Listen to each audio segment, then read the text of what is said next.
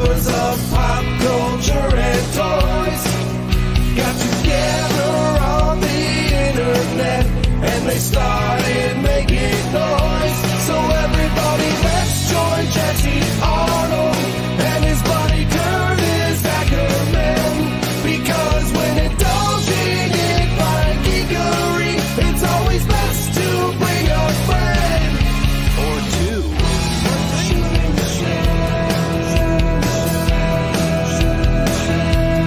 Everybody loves shooting the shell. Let's start shooting the shell. You're gonna love it now. Let's start shooting the shell. Just might make you say wow. Let's enjoy some fun conversation. We'll be shooting the shell around the nation. Let's start shooting the shell.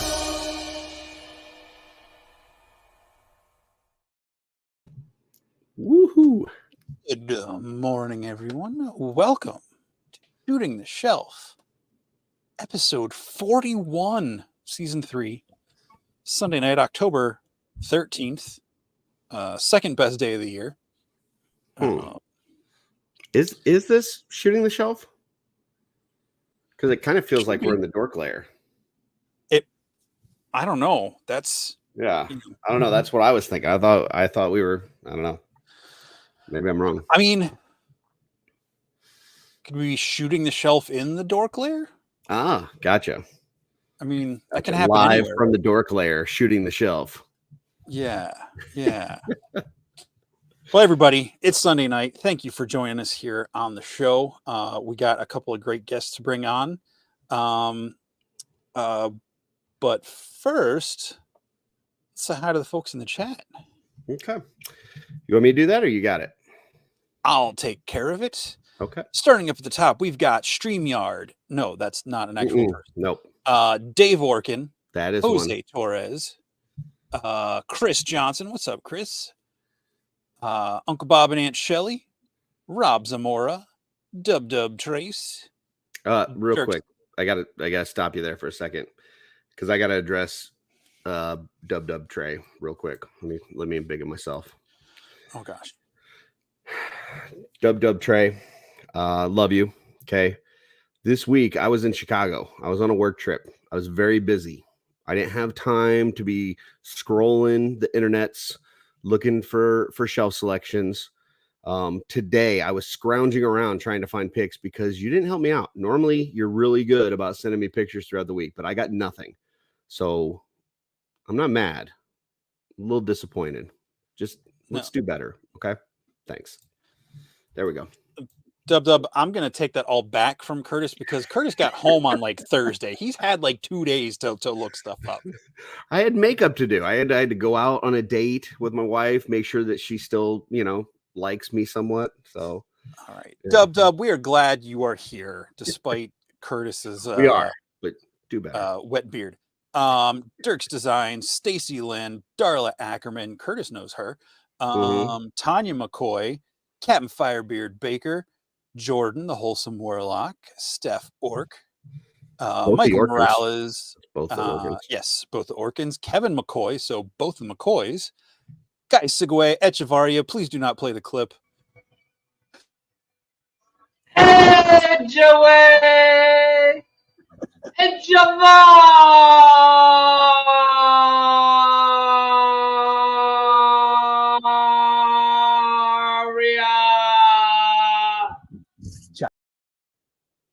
Okay, we need to edit that, because that like hurts my ears, just the volume of the recording.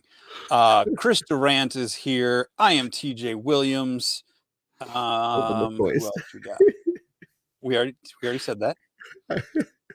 Alberto Morales. Kevin Boots, member for 7 months. Both the Morales. Thank you,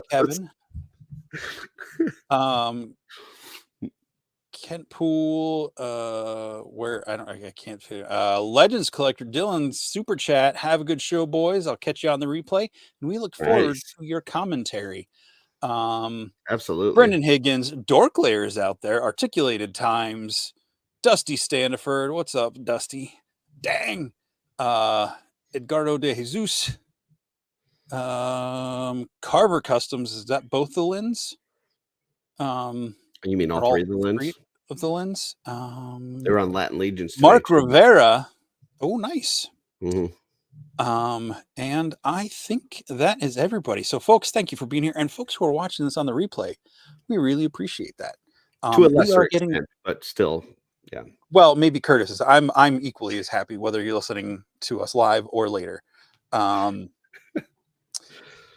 Let's see, folks. We're in that like 200-ish range to hit 1,000, and we don't usually do a whole lot of pushing for that, but push it real good, get us to 1,000, and we'll have some more giveaways and stuff. Chris James B asterisk is here also, and Santos. Points. The Rivera family is here. Well, you know what? We've got some guests, so let's give a round of digital welcoming warmness to Curtis. Sorry, you can't do it without saying that the song says to bring Yes, I a can. friend. I can say it. You can. I can. So there you go. Ladies and gentlemen, children of all ages, Captain Firebeard Baker with a £5 super chat.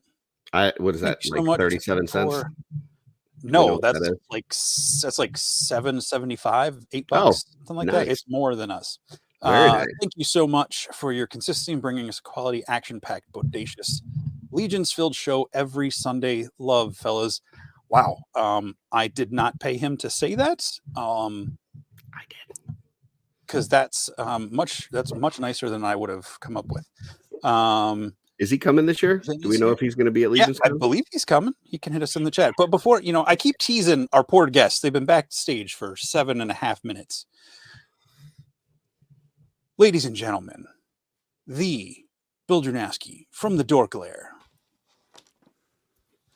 I don't know why I thought I had a sound effect of With applause. new pins. New pins at LegionsCon, folks. Oh yeah, New right pins here. and a blue Yeah. shirt. Yeah. Those Look at that. are Upside down. sick. I ordered mine yesterday. Beauty. And Where can are finally you, on the show. are you at a table at LegionsCon just so that people or I'm gonna have my stuff at Trevor's table. He was Okay. gracious enough to, yeah. So gotcha. I encouraged people to like email me to like reserve the shirts, especially just because like sizes, it's weird. Like the pins, there'll be plenty of pins, I would imagine, but a size might run out of a shirt. That's all. Gotcha. Nice. Cool. And finally got him. Been trying to get him on the show for well over a year, but he kept being like, nah, just being the awesome, genuine, humble dude that he is. We got Chris James joining us on the shelf. Welcome. Oh, Chris. look at that. Three Oh, the trifecta. Oh, we're all. Look at that. One of There we these go. things is not like the other. Of all the people to not be wearing the shirt, right? I mean, I guess it would be worse if it was your own show and Yeah. you were wearing your shirt. Because, if you're in the band, you don't wear your own shirt. Right. Yeah. That's Or right. if I was the only one wearing it, Right. that'd be good too. All right. Don't mess with it. What am I not messing with? I don't know. I don't know, What man. did I say? The The clip. heavyweight He clip. must be a little behind. Yeah. Look, it's an awesome clip, but man, I feel like little worms crawling down into my brain when that volume kicks in. Who knows? Maybe we can get a live performance of that next week. Oh, Kent, make sure you have a really yeah. Okay. Chris, how are you doing? I'm doing good. Sorry. I got some, I'm not going to go full into it, but I got some upsetting news about an hour before we went live. No. My boss at work, he had been in a medically induced coma, and I just got the text that he passed away. Oh, So boy. that was literally sorry. 1 hour before the show. So Oh, it's all gosh. good. Like, I'm going to push Sorry through this about because this is going to be like a distraction and be good and Okay. uplifting and stuff like that. So Okay. Well, we hope we can distract you nice and good. Everything as far as the weather and stuff. I know you had that whole, hurricane stuff going on. Everything turned out okay with that? Oh yeah, like where we're at, it was like not even really much of anything. We never lost power during the entire thing, so we were very fortunate for that. It was kind of funny for us that we didn't actually lose power until the storm was actually out in the Atlantic. Oh wow! Because 2 streets over, there was a tree limb that fell on a line, and then that created like a fire in the yard. It was arcing from a root that was in the ground. It actually melted parts of the dude's driveway too. And then they turned off the power to like that section, which we lost power. And then like less than 5 minutes it was back up. But we had just small debris that came down, a couple bigger limbs that we lost part of the fence. But it was kind of like, it was bound to happen anyway. But we fared really, really well out of it. Unfortunately, there was a lot of people, on the other side and even down south too, that got hit because this storm produced so many tornadoes, more than normal. There was tornadoes that were coming out produced from the storm before it even made landfall, which normally that doesn't happen. But it got kind of scary, but we fared thankfully like really well through it. Where are you, Chris? Central Florida, like Brevard County. So if you look at the Florida map, like in the middle, there's like a point that goes out. That's like Cape Canaveral and Kennedy Space Center. So I'm kind of like, I go out the front door and look to the right and I can see all the SpaceX rockets and stuff like that. Oh, wow. So we're That's kind of cool. like across the river from there. Yeah. Right. Yeah. Okay. Yeah, that's neat. Jin, I think Jin's a little behind. I'm definitely not dropping any balls on wearing shirts tonight. Okay. Might be tripping him, but he's not dropping them, folks. Shelf selections, huh? How about it? Yeah. So at the start of the show, we do little things called shelf selections where Jesse and I found some photos that inspired us throughout the week because Dub3 didn't help us at all. And so we picked them out all on our own. And hey, I didn't say he didn't send me any. Oh, that son of a. All right, here we go. First one is one of mine. This is First Strike Figs, and yeah, just a awesome poison ivy with some really creepy plants in the background.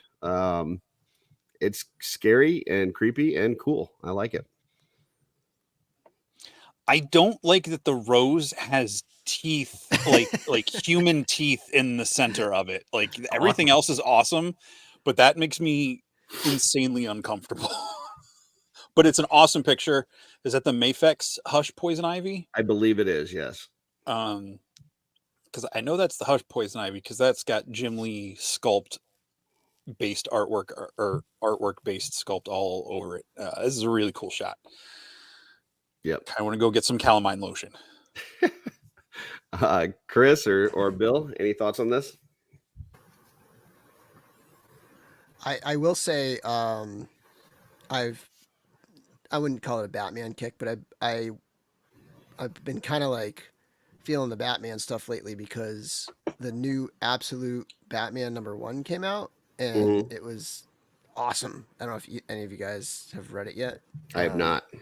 It was really good. It's like their version of like Ultimate Marvel, like okay, absolute DC, and so the new universe is based on Darkseid, or I don't know if it's a new universe or just a new planet Earth, but it's like Darkseid's power like fuels this new Earth, and everything is like upside down and flipped around, and the first issue just came out, Absolute Batman #1, and it was awesome. So like I'm totally feeling the DC right now, and I'm kind of like vibing it, and this is a great shot. Are you watching the Penguin series? I haven't started it yet, but my wife and I we're gonna squeeze it in now that Rings of Power is done. But that's gonna be our next one. It's so good, man. Yeah, looks good. Chris, any thoughts on this one? Yeah, I really dig it. I really like the foggy look to it because I get the impression with like poison ivy, I get the impression of like spores releasing like poisonous gases and things like that. So I totally dig the shot. And what do you think about the human teeth inside the rose? Totally normal. Love it. Yeah, Yeah. absolutely. Let's go. All right, next one's one of Jesse's. So this one was sent to me by Dub Trace actually last week, but I had so many picks last week I couldn't squeeze it in. So it came in clutch this week because when I knew I had to send stuff to Curtis, I also had not done a lot of perusing the web this week. This is Scott. Is it Blind? I believe that's I don't know if that's the Mezco thing. It looks like he's got fabric shorts on.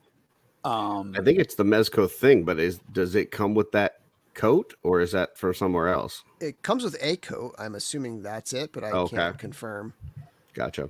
But I just see this and, it's like, it's Ben Grimm walking down Yancey Street. You can just hear like all the New York buzz going on around it and the little Dalmatian running up to him. And yeah, I just think this is a really nice kind of like sweet moment where, the dog's just, recognizing a good person. Doesn't matter that he's all orange and rocky. So, yeah. Do you ever think that the thing walks around with the turtles in their coats, just kind of walking around the city together? Probably. He probably hangs out. He'd probably get along with Donnie pretty good because, he's got like a Mr. Fantastic vibe to him. I feel like he and Raph would go like, hang out with Casey and Daredevil and bust some heads or something, Somebody make that happen. Let's get a thing and one of the turtles in a trench coat walking around. This is cool. I like it. Like the shot. So, like the figure. It's awesome. So are you saying that initially you said, does he have turtles hiding inside the trench coat? So it's like, no turtles.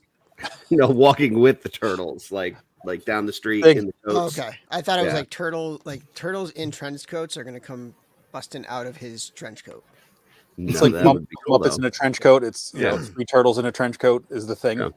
Oh, like they're all standing on shoulders. Right. It's not even him.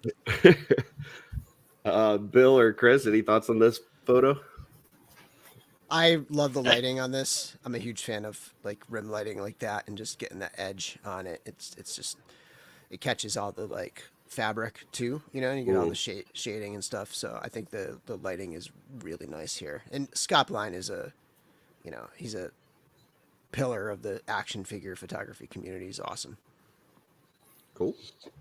Chris? Yeah, I dig it.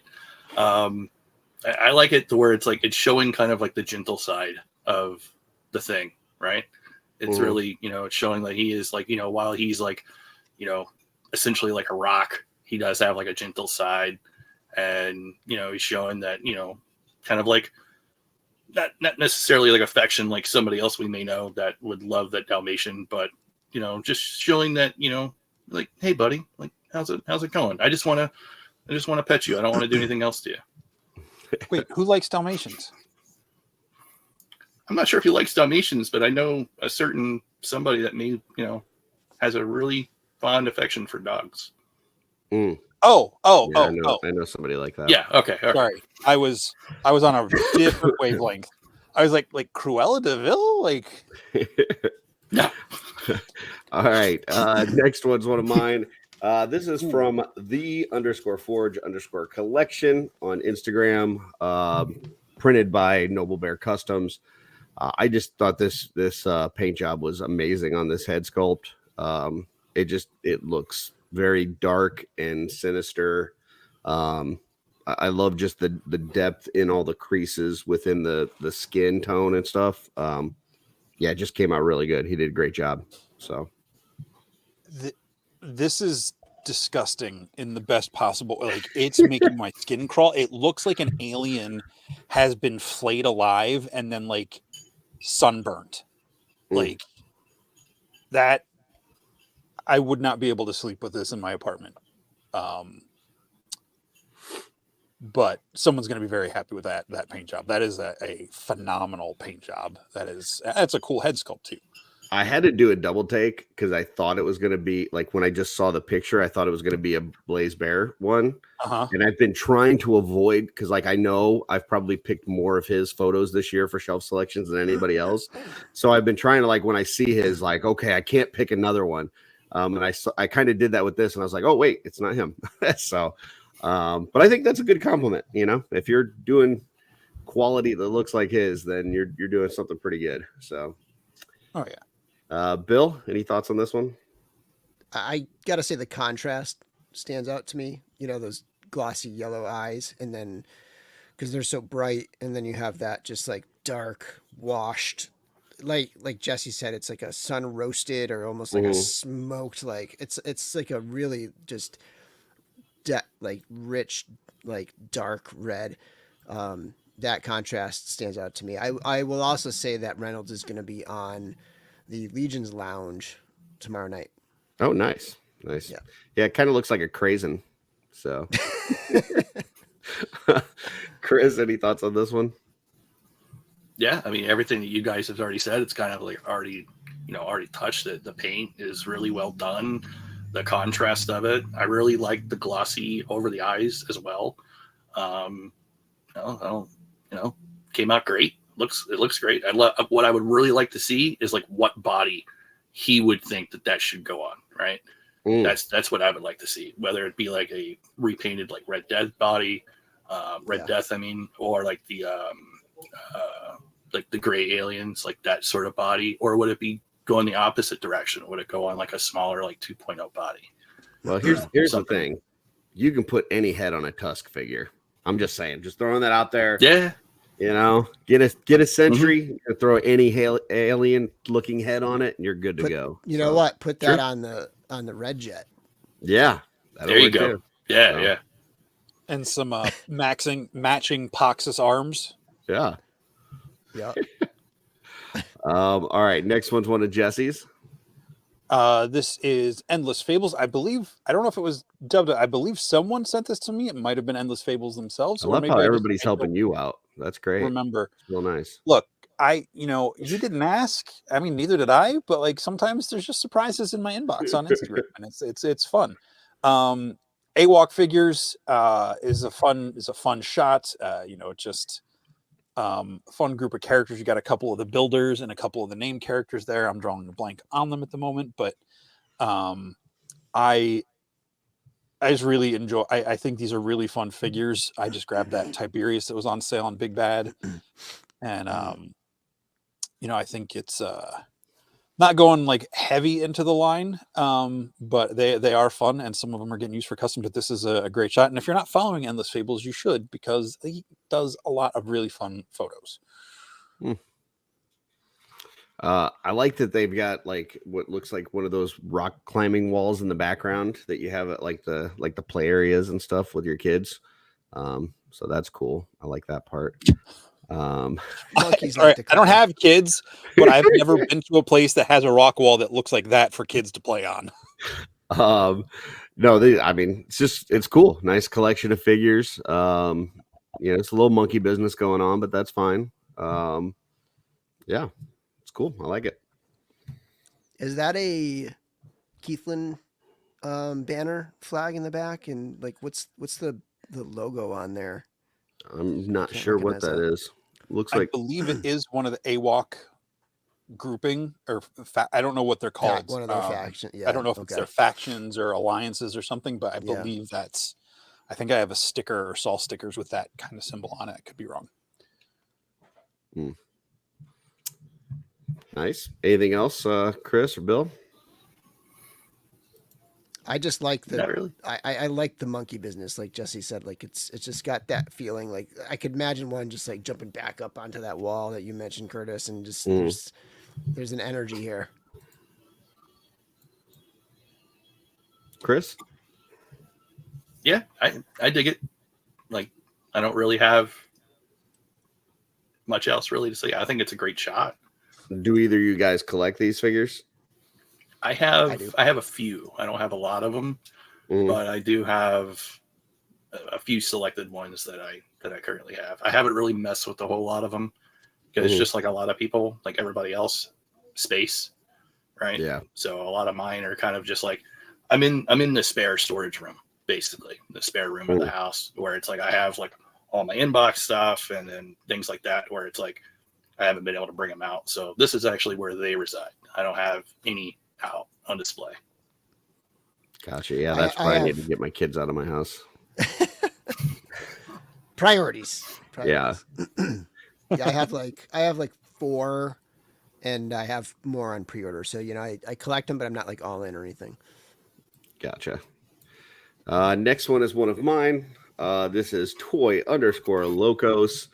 Got the little swig there with the extra arms and I guess a Wolverine skeleton goblin thing. I just thought this was cool. Our boys over there doing their thing and putting nice pictures together. So great job. This is a fun picture. I love the Wolverine claws, like that kind of adamantium looking skeleton they've got going on. Adamantium. But I love the way the 6-armed swig is handling those potion bottles. It's like, is he shaking them like maracas, or is he getting ready to throw them like Molotov cocktails? Like, could go either way. And I love it. I think it's a lot of fun. I think all the swigs everybody's are doing are really fun. But this just makes me think of a weird alternate version of the opening to Deadpool and Wolverine, and it's making me smile. Yep. Guys, anything on this one? It feels like they got into a place they shouldn't belong. Like if you look at the surroundings that they're in, like it's almost crystalline and stonework and very like, I don't know. It just doesn't seem like the place where these two guys would be. And it feels like they're about to cause some hijinks in there. Yeah.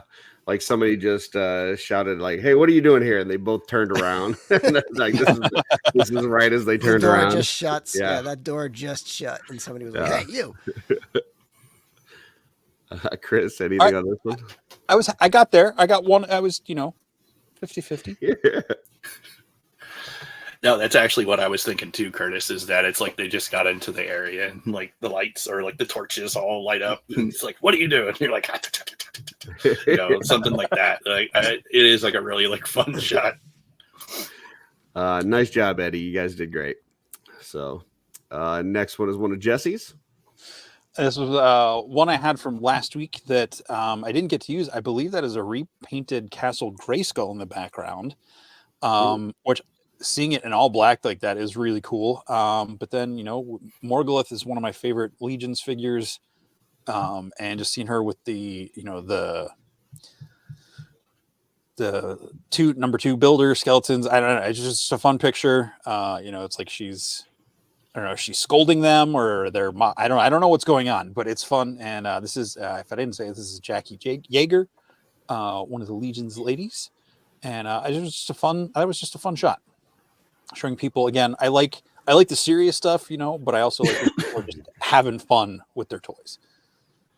Yeah, I can't tell which Grayskull that is. I mean, there's been, the vintage 2000X or Origins. Can't tell which one this is, but I like the repaint on it. It doesn't even really kind of look like Grayskull, but still does. I don't know if that makes sense, but I like the way that it came out. And then, just the overall hilarity of the picture itself is great. So I feel like it's almost like fans like seeing their favorite celebrity or something like that.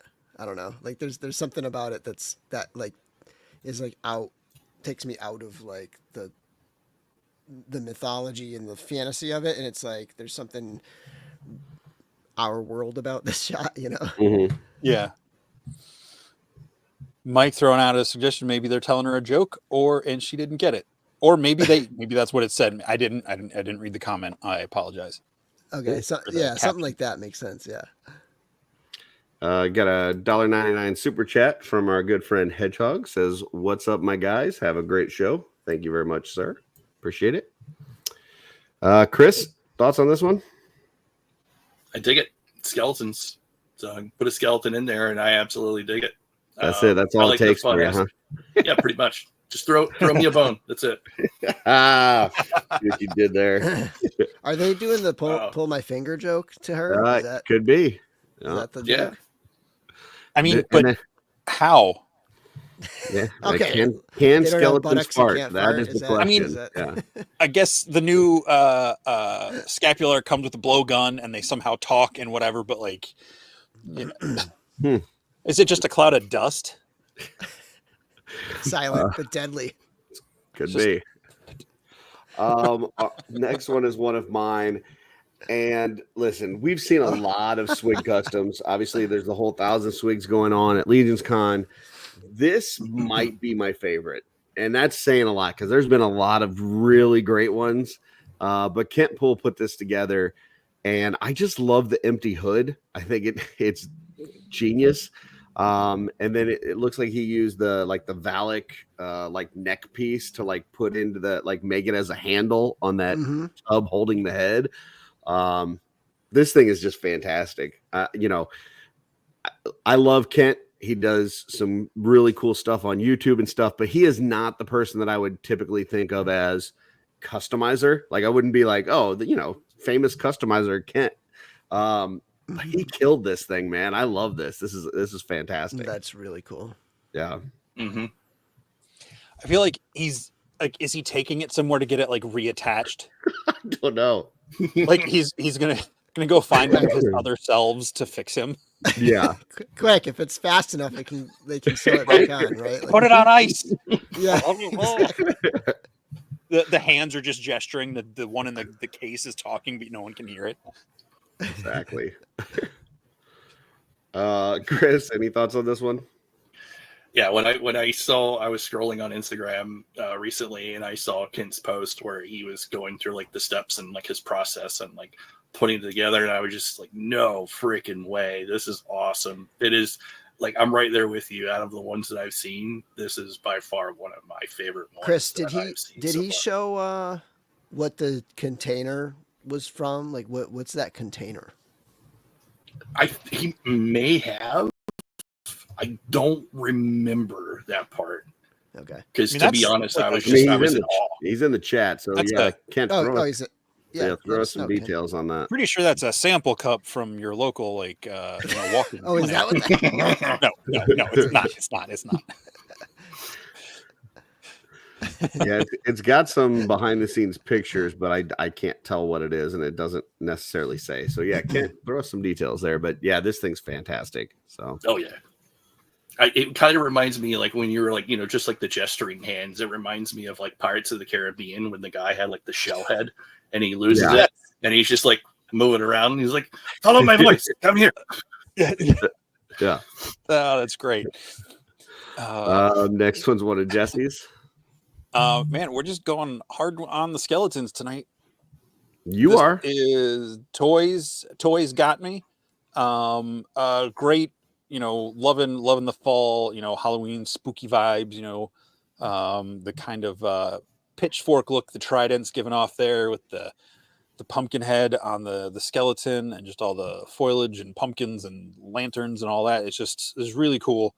I love it. Just really bringing it. And I love the super bright light of the moon, giant full moons in late October are really cool. So yeah, this is a cool shot. I do want to say, we've got I'm sure we're going to talk about the sale going on tomorrow with the new skeleton pack, which I'm really excited they threw a pumpkin head in there. You predicted it, Curtis. Yeah, which I did call, and some people gave me some shit because you're like, oh, Curtis is throwing out guesses here and stuff. But the thing is, and I tell you people this all the time, it's okay as long as you're correct. And my guesses are always correct. So, then I don't get people's hopes up for something that doesn't happen. So that all being said, this picture looks fantastic. I love the use of the lantern. The lighting in the background is really cool. The way it kind of looks like, moonlight coming through the dark forest. And then even just the stuff in the front, has a very, Nightmare Before Christmas kind of vibe in terms of the fencing and the decorations and stuff. So yeah, I really like this.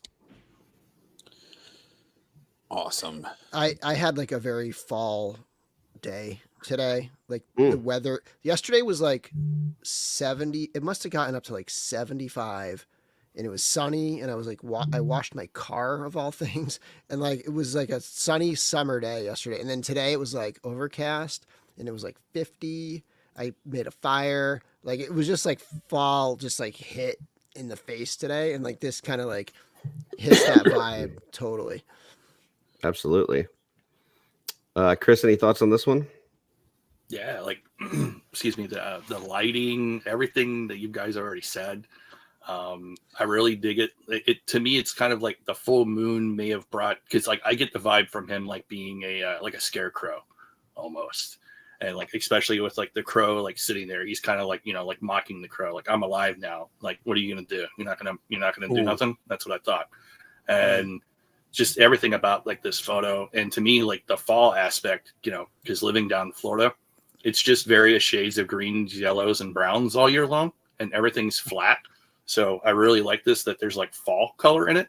So yeah, I'm really all about that. I like it. Nice. Do you want to Proposal. go ahead? If there's any left, There is whoever one does more. the pick. All right, you go first and let Chris talk first, because it seems like we like tear everything away from him before he gets to talk. But it's It's my fine. picture. Everything gets pointed out. It's great. No, you do yours, Curtis. No, that's before fine. I'm before just Bill or I kidding. talk. Let's. I did get this from Kent, just FYI. This is what he was using for that container. So So it is a pea sample cup. I don't know where that's from. It says Soology, 4 stackable containers with lips. So that's what he Looks used. like there you Looks go. like a, Did you say Michaels lips? or Hobby what it Lobby says. type purchase. I'm pretty sure that says lids. Oh, it might say lids. I thought it said lips. I don't know. It says something. It's folded over. So, all right. So last one, I'll let you go ahead and start first. Chris, go ahead. What do you think? It's electrifying. Good job. No, I think it's great. Thanks. I appreciate it. Yeah. This is the commentary we were missing. Yeah, exactly. I don't know why. I saw this one the other day too, and I was just like, that was really cool. It's different. It was like a different approach on it, and I like different. If you can take 2 different things and put them together and make one out of it, I'm totally all about that. I don't know. It's different, and I like the colors, and I don't know. I like it. Yeah, this is the commentary. This sucks. No, you did great. No, this doesn't. The custom doesn't. This does. You're good. Yeah, I just saw this today because I was putting my pictures together because nobody helped me, and this thing jumped off the page, man. I mean, sometimes you don't need the fancy backgrounds and the lighting and the smoke and all that kind of stuff. Just do a cool thing and take a picture of it on your desk, and that's what this is, man. I love the paint on this, though, the way that he did that kind of glowing electric charges or whatever on this thing. It came out fantastic, man. I totally dig this thing. So, and I know stuff like that, especially like the detail work, the lines and stuff. This had to have taken a long time, but it paid off. This thing looks fantastic. So this is Omega_relics on Instagram. Yeah, I know we showed off a bunch of their artwork last week. The swig with swig guys. So seeing some of his custom stuff is really cool. Right? That was Omega Relics, right? Yeah. Sure. Someone correct Yeah. me if I'm wrong. No, you're right. You're right. Um, Yeah, they did a bunch of the signage and stuff. Yeah. Yeah. I absolutely love this custom. Again, agree with everything you guys said. And I have to say this because maybe it's just because I watched Fanboys last week and it's in my mind. It looks like one of those like 70s, early 80s, like panel van, like with the heavy metal, artwork on the side of the van, with the little window, Yep. and it just looks like this guy is just like did up his armor, like he's just really into some band and, did up his armor to reflect that. And I absolutely love it. Yeah. I don't know is that a shield? I think is that the turtle shield on his back? Mhm. You think? Yeah. Okay. Mhm. This looks like the deluxe goblin builder with a swig head. Yeah. Right. Yeah. Yeah. It's fantastic. Bill? This reminds me. Well, first of all, I see a lot of people in the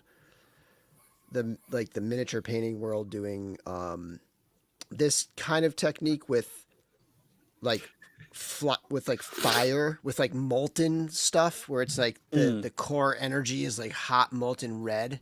But this is like the first time I've seen that technique used for like lightning, and it's brilliant. It's such a unique thing. I love it. And then the second thing is, it reminds me of the kind of thing that happens in Magic the Gathering, where it's like the blending of genres where like right now there's like the current Magic the Gathering set is almost like modern horror is like the thing, and like sometimes it'll be like energy, and then they'll have like goblins that are like energy goblins or that are like lightning goblins, or like they're there's things that you wouldn't normally associate with goblins, and like electricity will like make its way in or something. And so that kind of gives me that blending of genres vibe here with it, and it feels very Magic the Gathering to me. Yeah, I like there's also like the black spots throughout where it kind of looks like the burnt rock portions of, or whatever. Like, yeah, the whole thing on this is fantastic. And I need to apologize because I was just looking at his Instagram, and he actually does have some shots that are really nice and have nice backgrounds and lighting and all that kind of stuff. That is not what popped up on my feed. This is what popped up on my feed, and it's fantastic. So that's he did take another reason to nice go follow Omega Relics and check out the rest. That is correct. And I believe that is it for shelf selections for this week. Excellent. So, you mind if I kick this off, Jesse, as far as this discussion? Okay. So, Chris, Bill, we got you here because we want to talk about this event going on at LegionsCon. This kind of, part swap, pop and swap kind of combo thing going on. And you both did a fantastic job last year. I know, Chris, you had the part swap thing that you were doing, and it seems like that went over like gangbusters. Unfortunately, I was not able to attend. I was doing something different at the time, but I hear it went fantastic. And then, Bill, I know you led a couple different pop and swap sessions last year that went really well. Got a lot of people into popping and swapping for the first time. So you guys did great, and I'm glad to see that you guys are kind of combining your efforts this year towards this event. I do want to say, though, that, both of those things that you guys did last year, I had done the previous year and kind of kicked it off, and, kind of led the way, I guess. But you guys did a good job of taking the torch from me last year and running with it. And yeah, so good job. You did respectable. So I'm sorry, guys. Wanted to throw that out there. I was there 2 years ago as well. And, yeah, that's true. I gotta say, it probably would not have really been very successful or continued on into the future had I not been a part of it. But I do respect the fact that you were there. I mean, it's one way of looking at it for sure. Yeah, absolutely.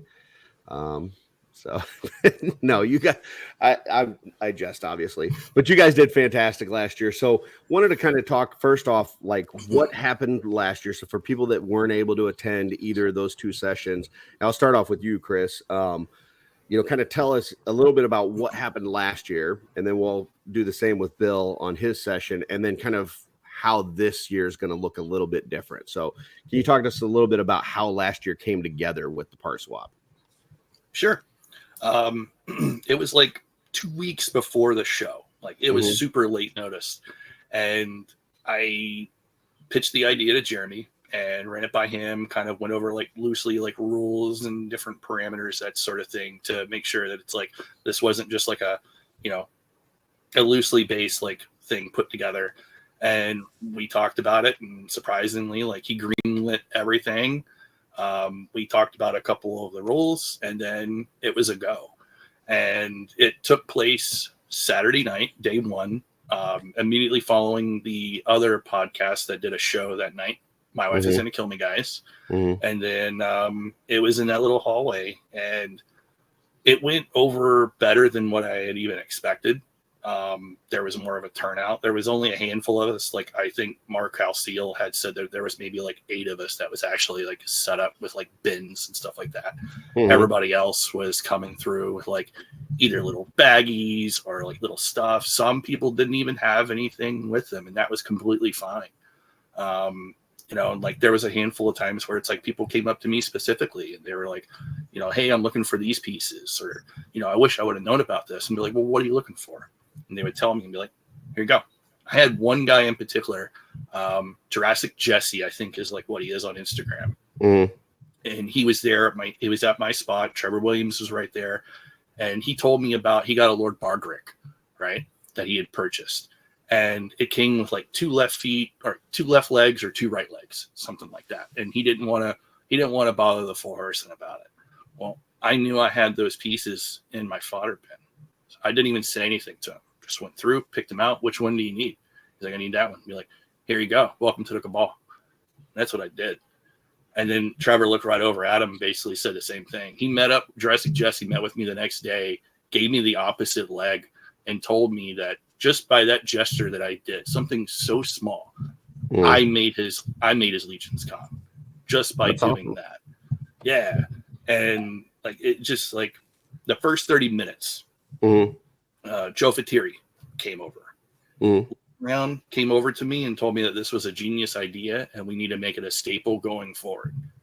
That right there made my weekend, because to me, like that was a huge impact. It was more about like thinking that this was just going to be like a one and done type thing, and then hearing that, it literally just made my entire weekend, because to me it went over better than I had even expected. And then, you know, fast forward to this year and here we are. So what kind of things were you seeing? Like, people, are they trading like a head for a head, a leg for a leg, or was it all kinds of just like whatever? Like what kind of trades were you seeing?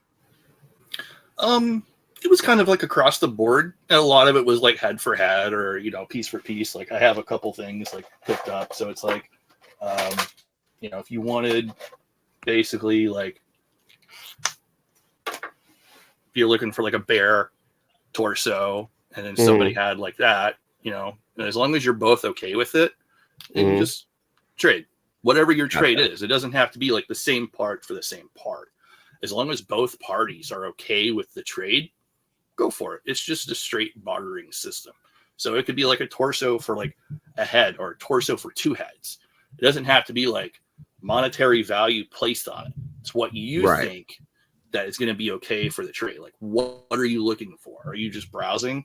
Like I got pieces from the Valiant Knight, and that Valiant Knight just debuted that day, and people were willing to trade them away. So it's like, if they came to me like, this is what I got, I'd go through and, you know, look and be like, are you okay with trading these away? I would build like a little pile if I was interested in multiple things, and be like, you know, start digging, pick whatever you want for these. Once we felt right, and we're like, this good? Does this work for you? Cool. Awesome. Shake. Done. Beautiful. And I want to add real quick, Curtis, I know we're talking about the LegionsCon event, but Chris, you brought a mini version of this to IshCon, or we tried. There was not, because we had some, because I don't remember, was it you? No, it was me and Dave Orkin and Brett were sitting in the lobby Saturday morning before the show, and then I saw other people brought some stuff out later one of the evenings at some point. But so it's becoming a more than just LegionsCon thing. Yeah. So like, to touch on that actually wasn't my idea. I had nothing to do with that. But surprisingly, like with that event, with, I think it was Toylanta this year, it was one of the events like in Georgia. Kent Poole, he actually reached out to me and was just like, hey, would you mind if I do, like, hey, are you going to be coming? No, I wasn't going to be able to make it. Are you okay with me doing the, like, a fodder swap there at the hotel? Yeah, I don't own this. Like, go for it. You know, more power to you. Chris James fodder swap. Yeah, right. Like, don't. Well, your face is on it now. Yeah, Trademark. apparently. Yeah. But yeah, no, I think it's really cool, and I respect it. But yeah, if people want to do it, go for it. Just don't do it at LegionsCon unless you're going to be a part of the event. I will say this. No. I tried to do that at the Mid-Atlantic meetup at RetroCon. And Len and everybody was trying to make it sound, no one showed up. Like, I think Brett and Joe Vazzapolo and like 2 other people were like swapping stuff like on and off throughout the day, but like no one showed up to the part swap and like 101 that I was trying to do.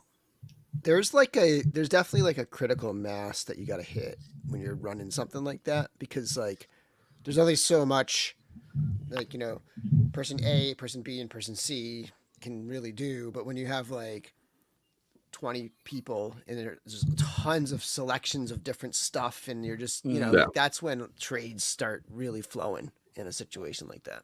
Yeah. So then, Bill, I know now, you know, as far as the pop and swap part of it goes, you know, you've been involved now for a couple years. Obviously, it's something that you do a lot of on your channel when you're doing reviews of figures and stuff. You know, talk to us a little bit about what it's like to actually coach people through this for sometimes the first time doing this. What has that been like?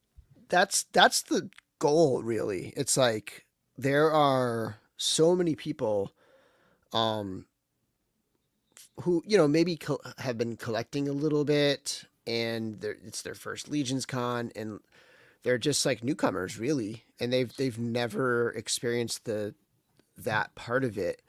And it's like that's the whole goal, and it's actually like a big part of my channel. Is like my goal is like to make Legions accessible to newcomers, and so like I love that aspect of it. Like I love just being able to like show them, you know, like give them the confidence of, and, you know, obviously you were there 2 years ago, right? Like at that event, like it's really rewarding to show somebody like popping an arm off and then like making a unique custom just simply by like popping parts, you know? And so giving them the confidence by saying, hey, just heat this one up, or this part you can just yank right off, or, you know, you might need to boil water for this one, or whatever it is, and like give them the confidence and then let the creative you know, juices flow. It's really nice to be able to do that.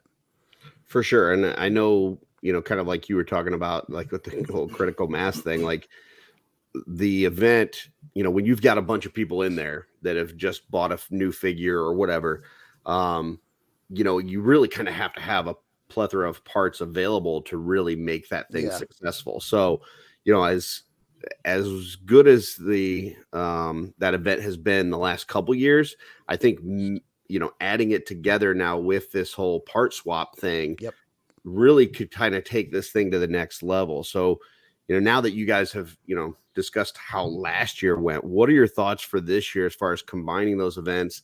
And then on top of that, we've now heard about this whole, you know, Legion's Armory experience, and you're going to have that aspect to this as well, where people are going to be going through there and picking out their parts for that, and then potentially coming to your event later that night and going, okay, well, I put this figure together, but you have to group certain things together as you're picking through. Like you have to pick your waist piece and loin piece together, but maybe you didn't like that combo, so maybe you wanted to switch it with something else. So talk to us a little bit about kind of how you see these two fitting together, and then also how that Armory experience would add on top of that. Well, I think, you know, like my goal is like, I'm going to bring my bins. I don't have so typically like in the last 2 years, it was lens bins that like those people were able to pull from, or we were able to recommend pieces from, and then they pull a piece from that and then like throw their piece they pulled off their figure back in. I've been working on bins. It's not quite as extensive because I've only been working on them since like the first Legion Builders sale this year, which might have been like back in February or something. But I have some bins of parts that I'm just gonna let those people have free reign. So if anybody's like new to popping and swapping, they can have free reign of my bins and they can just take what they want. You know, if they want to put something back in, that's great. But like kind of like free reign. They don't have to trade me necessarily or anything, but like just pull and pop and just like play around with toys and just play with popping and swapping. And then the new part of it is that there's this massive library of stuff that's going to be all these other people with parts to trade. And so they can kind of spread out and go out and like, you know, grab some parts and be like, hey, is this compatible with this? And then if they're not sure about like popping and swapping, then come back to like my table and be like, you know, like, do I need to heat this or whatever? So that's kind of how I see it, is like this little like area of newcomers where they can kind of learn the ropes, and then they can kind of spread out to the trades and then see what's available. Chris, your thoughts on combining these two and how that's going to work? Yeah, I think with combining both of these events, it's going to be like a really good turnout overall. kind of like what Bill was just saying, as far as like, if anybody comes up to me, or if I hear anybody talking, like, hey, would this be compatible? Be like, go check over there at Dork Layers. He'll be able to sort you out and like be able to, figure that part out of it if you're not already aware.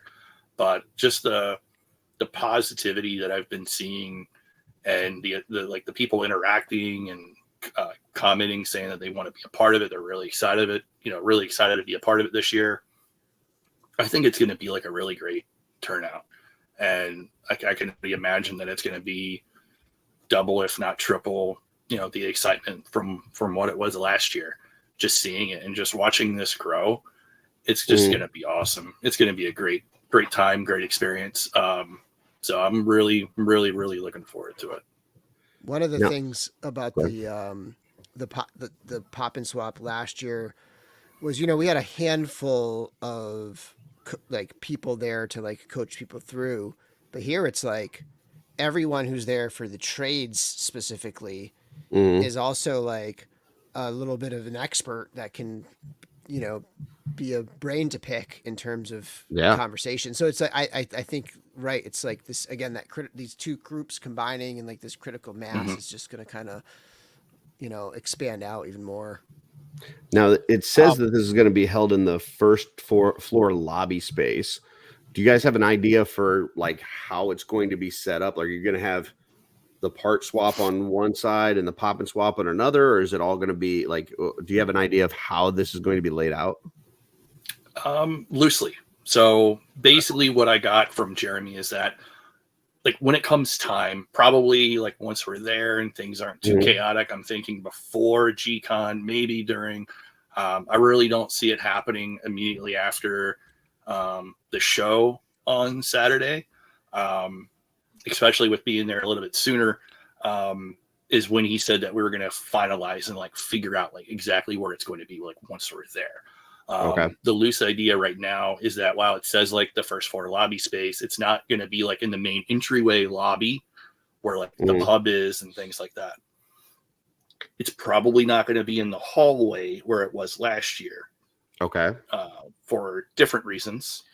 It's going to be in the long hallway near the two main entrances to the ballroom, to the showroom floor, and then the registration table. So it's going to be, as far as I know right now, that's where it's going to be. Okay. Gotcha. And I imagine like I'll have like a table or like a small setup in an area that will be the pop and swap area, and like the majority of it will probably mostly be like people set up with their stuff for trade. Gotcha. Yeah. Well, I've got a little bit of a surprise for you guys. I didn't tell you ahead of time. Didn't even tell Jesse. But I figured, we're talking about swapping parts. We're talking about popping and swapping. I figured, why not bring in an expert at both of those things? Somebody that is used to trading parts with people and selling parts and buying parts and mixing stuff together. So welcome to the stage, Joe Suter. Hey, Joe. How's it going? Hey. I thought about spinning around from like as I came on with sunglasses on or something, but yeah, like you're a evil villain from Inspector Gadget. Or maybe like typing some random like hacker type stuff in the comments, and then when I hit enter, suddenly I appear on screen. Enhance. Good luck timing that with the delays on. Yeah.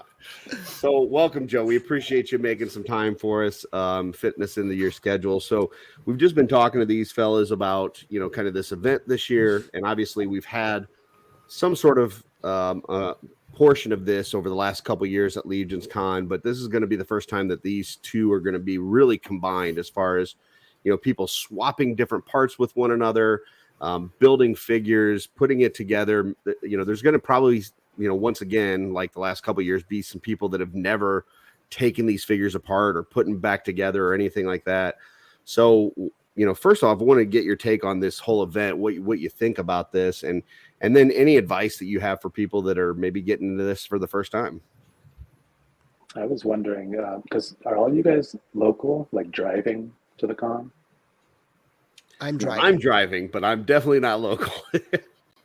trying to think about like if you wanted to bring a bunch of parts and you had to fly and you just have this random assortment of stabby things like in your checked luggage. I wondered how that Put it in works. your pockets. Just put it in your pockets. Go through So security. it's kind of funny that you mentioned that, Joe. Chandelier is across the that chest with all the swords. One of the last trip that I made up to Ohio, I think it was like PowerCon or it was the trip before that. I usually just have like my carry-on bag and a backpack. So I unboxed all my figures and I just bagged them all up. And that was basically like my entire backpack. When I went through TSA to get to my gate, they stopped me and then they wanted to know like whose backpack this is. So I went over there and they're like, like they opened the bag and then it's just like this. And they started pulling out a couple and be like, is it? I was like, yeah, it's just all action figures. And they're like, oh, okay. So they went ahead and they let me go ahead and go through it. But it was only the one time that I actually got. All right. It's like, Got a miniature Yeah. army waiting for me at home. Little mini stabbies. do you remember the movie Traffic where like the dolls were like ceramic dolls, but you boil them down and it's like cocaine? Like did they suspect you of that kind of thing? I'm just picturing a Rakagor's sword. I think you could do some damage with that. Yeah. If they asked you about it, you could be like, no, the flame fell off. The flame protects. It's fine. Yeah. So Joe, are you able to make it this year to LegionsCon? I mean, I don't think so. I was looking at I to get airfare, and doesn't it cost like $150 to get from any New York airport to New Jersey? Like That's a good question. I don't know. Like, has anybody gone from the airport to the venue? Know what transportation costs? I think Probably depends heavily on the airport. Gotcha. Which airport you fly to. So Yeah, if you're like flying out of a city that doesn't fly to like Newark or whatever the closest airport is, you're probably screwed out of, that. With Yeah, I ended up driving halfway across the country. So sorry, getting you from the airport. If with as many people as you help out with parts, getting you from the airport to the hotel should be the easiest thing to get covered for you. Yeah, and yeah, Greg says fly into Newark, not New York. So that's right. Yeah, Greg will get you. Yeah. Greg will pick you up. I think we looked like flying out of LAX, and there was nothing direct to anywhere in New Jersey. Oh, really? We need to reevaluate our search, but that's what I was assuming. So as far as the event goes, people are going to go through this Legion's Armory experience. There's going to be a bunch of people bringing their own parts and stuff. Joe, as far as people putting these things together and switching parts with one another, any advice that you'd give people? I know you do a lot of like trading or selling parts and things like that, but any advice that you'd give to people that are doing this for the first time? I'm just wondering about like the parts that don't come apart easily without heat. Like, what do you do in that instance? Hotel lobby. Like someone going to have blow dryers plugged in. We have in the past. That's a good really? question. Are you going to do that again, Bill? Oh yeah, I'm actually almost like, because there's so many 2.0 figures, I'm almost like debating also, like I'll definitely have a blow dryer, but like also bringing like a plug-in tea kettle and having just like some hot water handy and like a in like a Figura mug or something, and just so that there's some hot water there, because there's some things where it's like, man, people show up to you and they're like, can I pop apart this 2.0, and it's like it's a little more involved than the worst part. Kettle. Yeah, the worst part is if they want the ankle pegs out. Like I think that's the worst part of all of the Mythic Legions to get out is the ankle pegs. Yeah, exactly. Yeah. Have you guys ever drawn blood on any of the pointier parts trying to get stuff apart? Yeah. Might want to have a little first aid kit on hand. Yeah, that's what color is the carpet in that lobby? I guess it's blood red. It's a blood red carpet. So Vasapolo says a hot plate would go better. So maybe something to think about. This sounds like Bill, Charlie Kelly is involved. I gotta ask, how did you discover electric kettles? I don't even own one, but I have colleagues in my building who have them in their classrooms, and you just plug it in and it heats up water, and it's It's just a pot of hot water. You know, you just plug it in. Yeah. It's hot water. I had never heard of electric kettles until I went places that had them plugged in, and it blew my mind. And those places can't believe we don't have them in every house.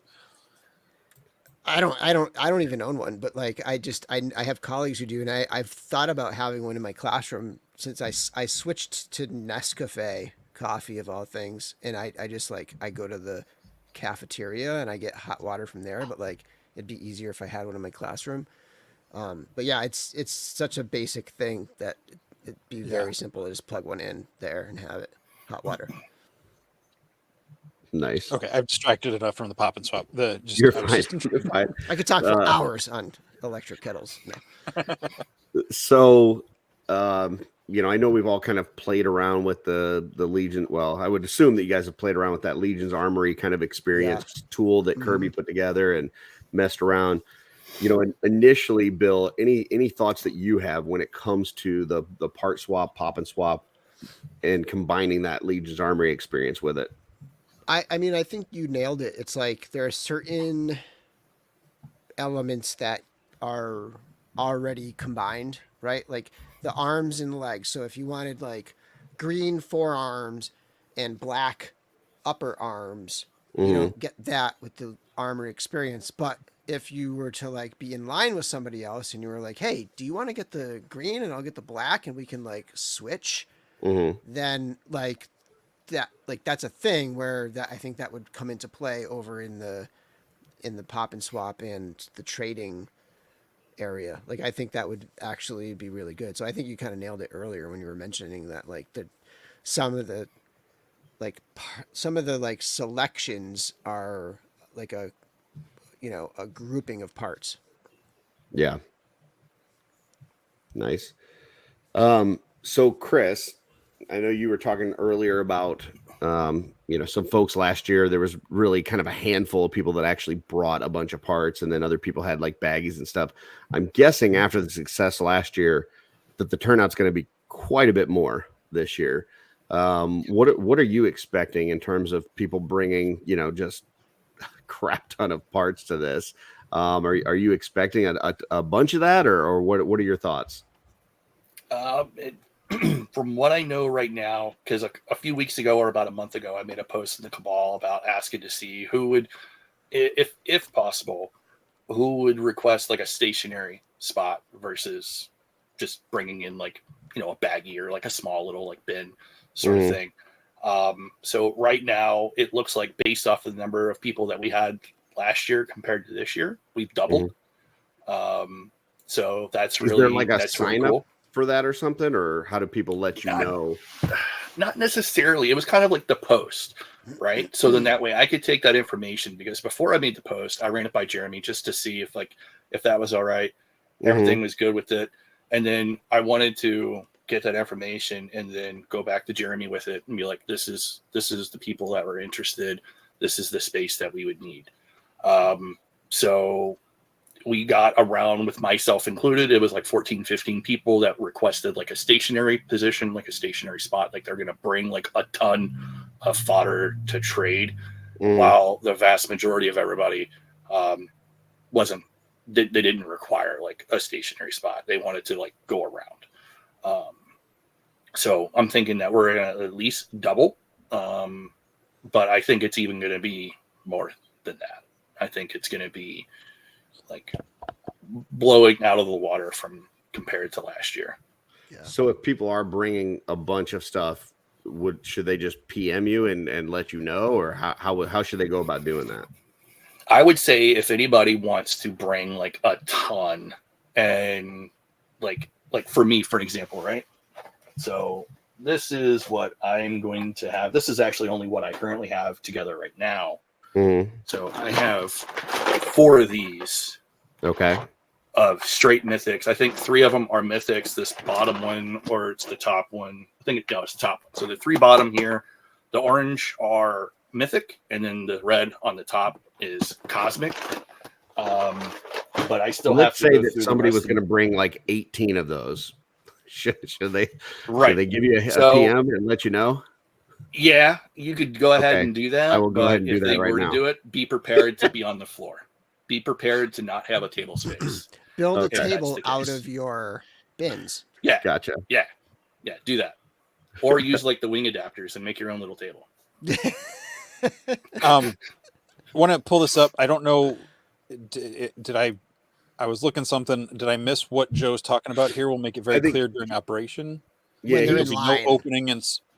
I'm sorry. I he's think talking it's about when- during the line. When you're They in can't- line and yeah. you're picking out your Oh, parts, okay. you're not going to be swapping. Yeah, but before we're you specifically pay. talking at the vent Yeah. later that day. Gotcha. So, Okay. yeah. But yeah, I imagine there's going to be some people that try to do that on the line, and they're trying to get a lot of folks through there. We've kind of talked about this is the first time that they're doing something like this, and we really want it to be successful as far as the Legion's Armory experience. So everybody just be cool. Don't push, don't shove, don't try to ask for special favors. Just enjoy it.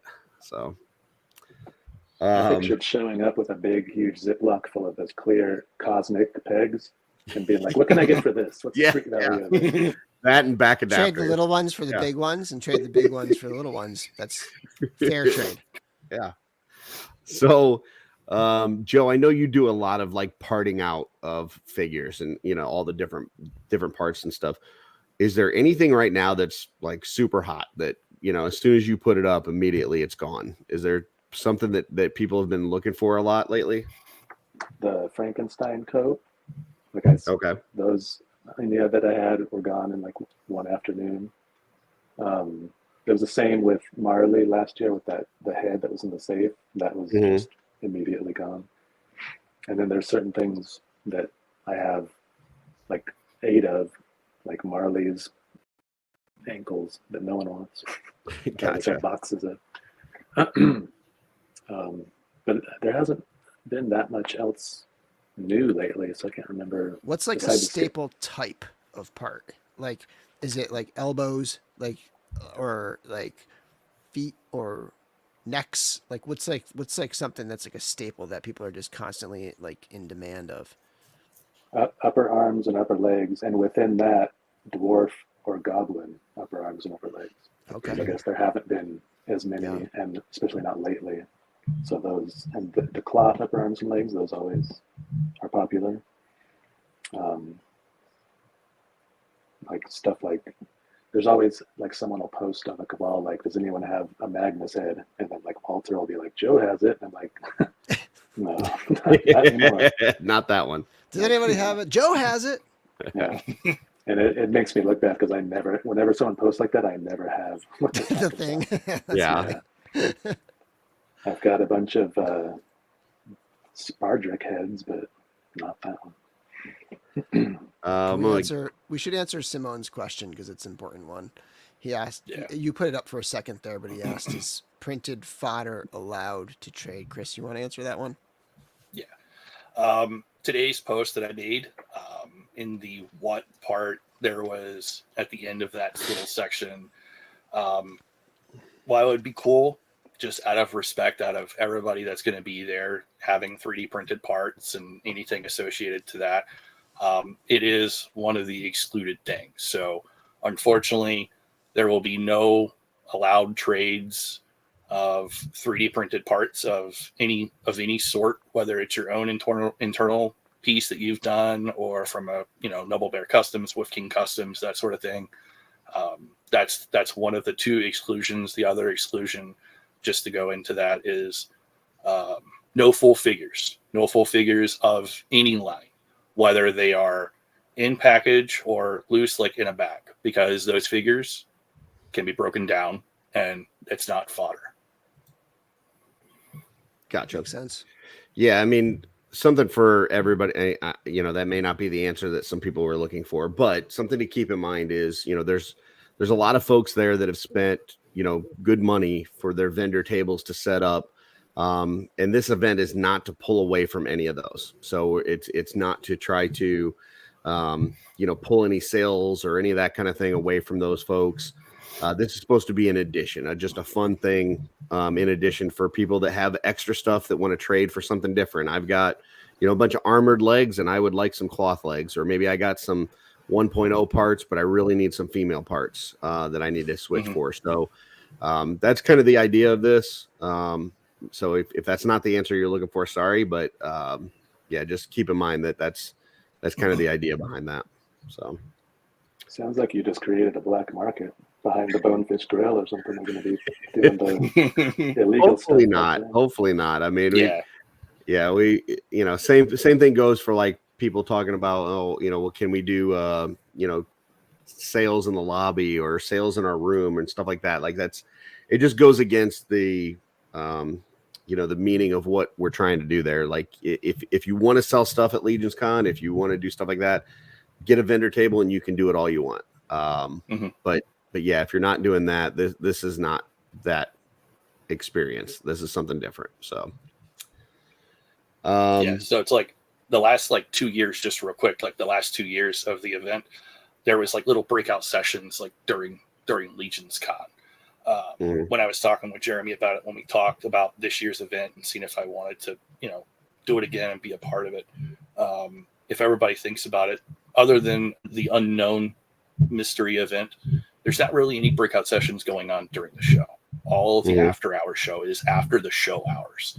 So this way, because it's like, it's in the spirit of the event, and also with the fans in mind too, that while there's going to be partying and drinking for the people that do, and all of that, or going out to eat and this and that, not everybody does drink, and that's totally fine. So it's like this way, there's something to do for those that are interested, that maybe they do. Like last year, I had my little lunchbox. I had a couple beers there with me. So it's like that's what I was doing. But for those that don't, or not at that time, they can still have something Legions related for the show after the main show is done for the day. So that's one of the things that I really like about it. Amber is asking about the unknown mystery event. So there are 3 times throughout the event. I believe it's 2 on Saturday and 1 on Sunday. Let me just double check that here. Are they all the same duration? Yeah, it says specifics to be revealed. 2 to 4 on Saturday. And then on Sunday, you've got 1 to 3.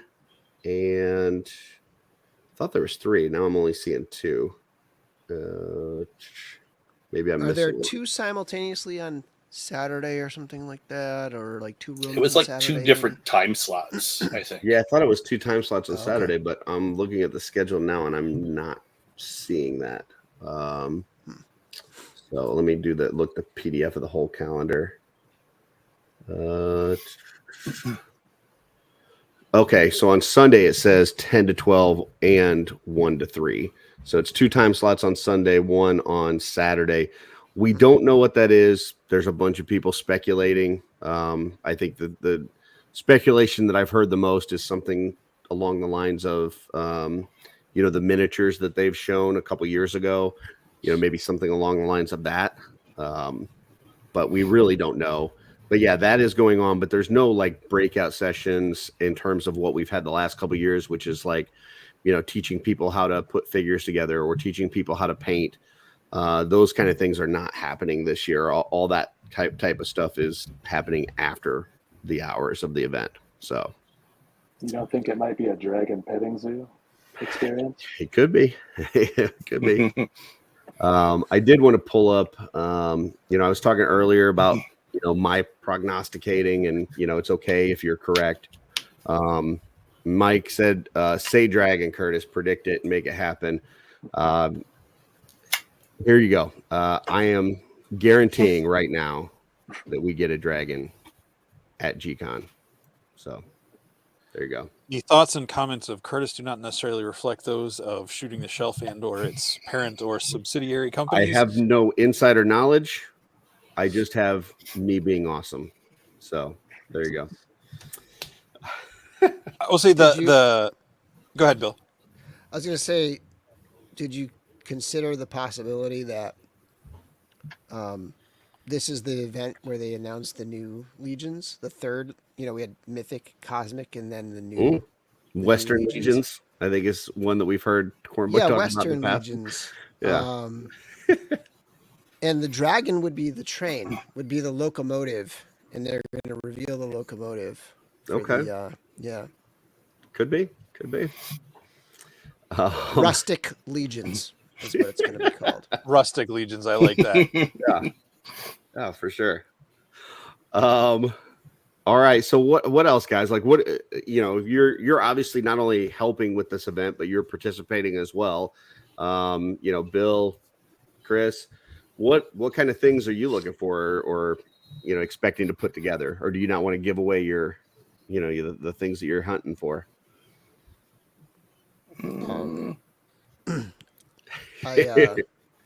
Is this trade secret? I'm only looking for Valiant Knight hinged necks. Okay. And Valiant Knight elbows and knees. And yeah, just anything that's like they've only done once. That's all I want parts from. Yeah. Gotcha. No, I'm just joking. I actually don't really. I'm not looking for anything. I want to help. I just want to be there to help people build figures and like learn how to like do it for the first time. Yeah. Totally. Chris? For me, like the stuff that I would be looking for is almost kind of like what it was for last year. I have an incomplete gold skeleton that I have 2 of the same pauldron. So I'd love to be able to get the matching, the other pauldron that I need. Okay.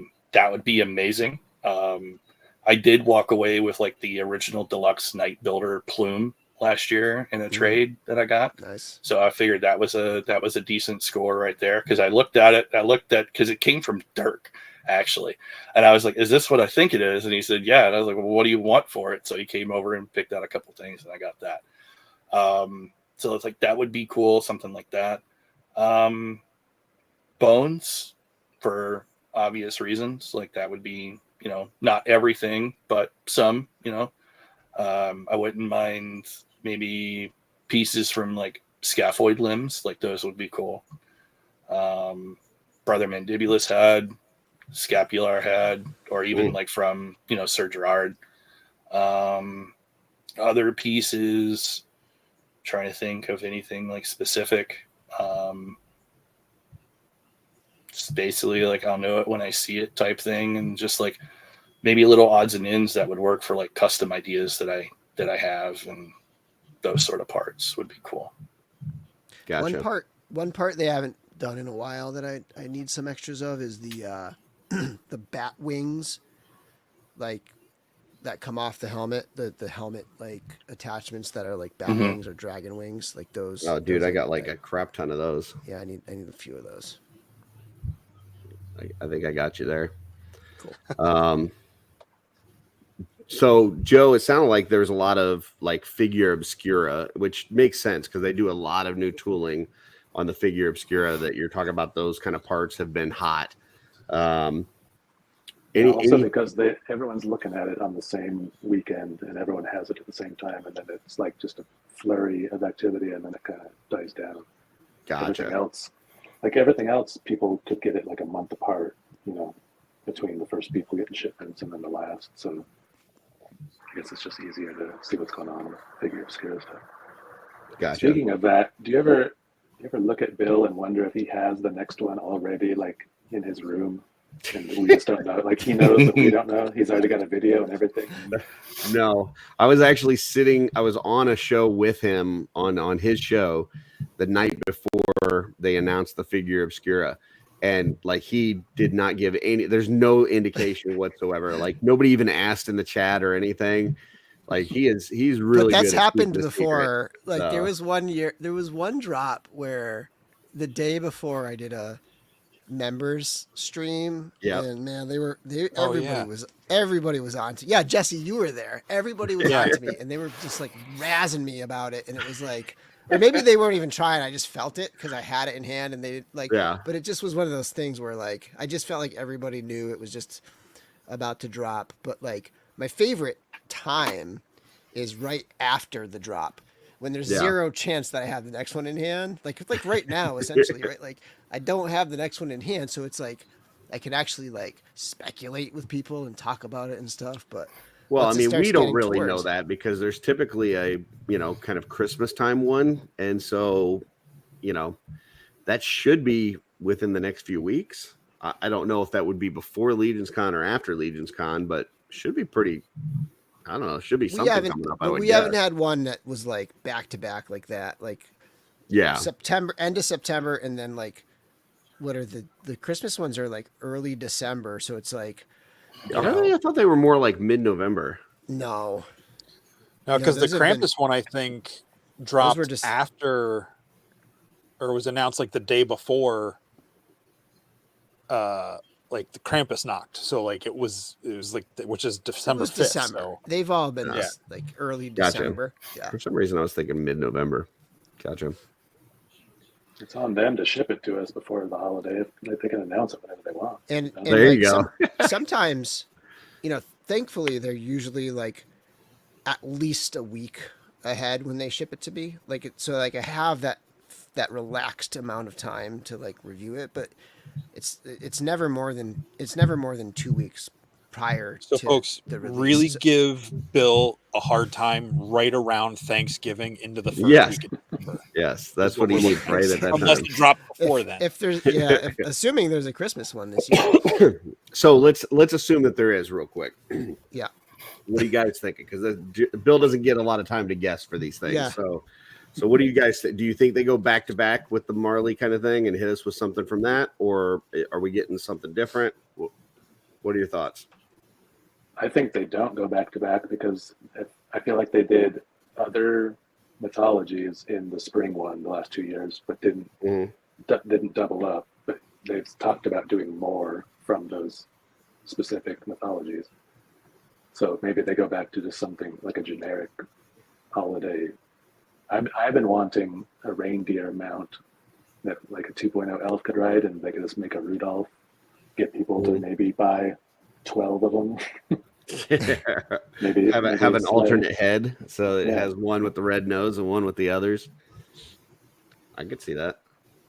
And even like just the fact that they like to surprise us would make me kind of lean towards them alternating or something, right? Like so, like maybe not having the follow up to the Christmas Carol one. So, but They've done a lot of literature type stuff lately. Or is there anything in that realm that you think they could possibly do, Bill? Or do you have another idea that? Well, they you could go back. They could go back to Father Christmas and do like Jack Frost, right? Like that would come back to that storyline there, and they could do like a Jack Frost maybe, and then that'd be like the twist, like, oh, you guys were expecting the ghost, Stave 2, the Ghost of Christmas Past, and you guys, and surprise, it's Jack Frost, and we're connecting it back to Father Christmas rather than Dickens.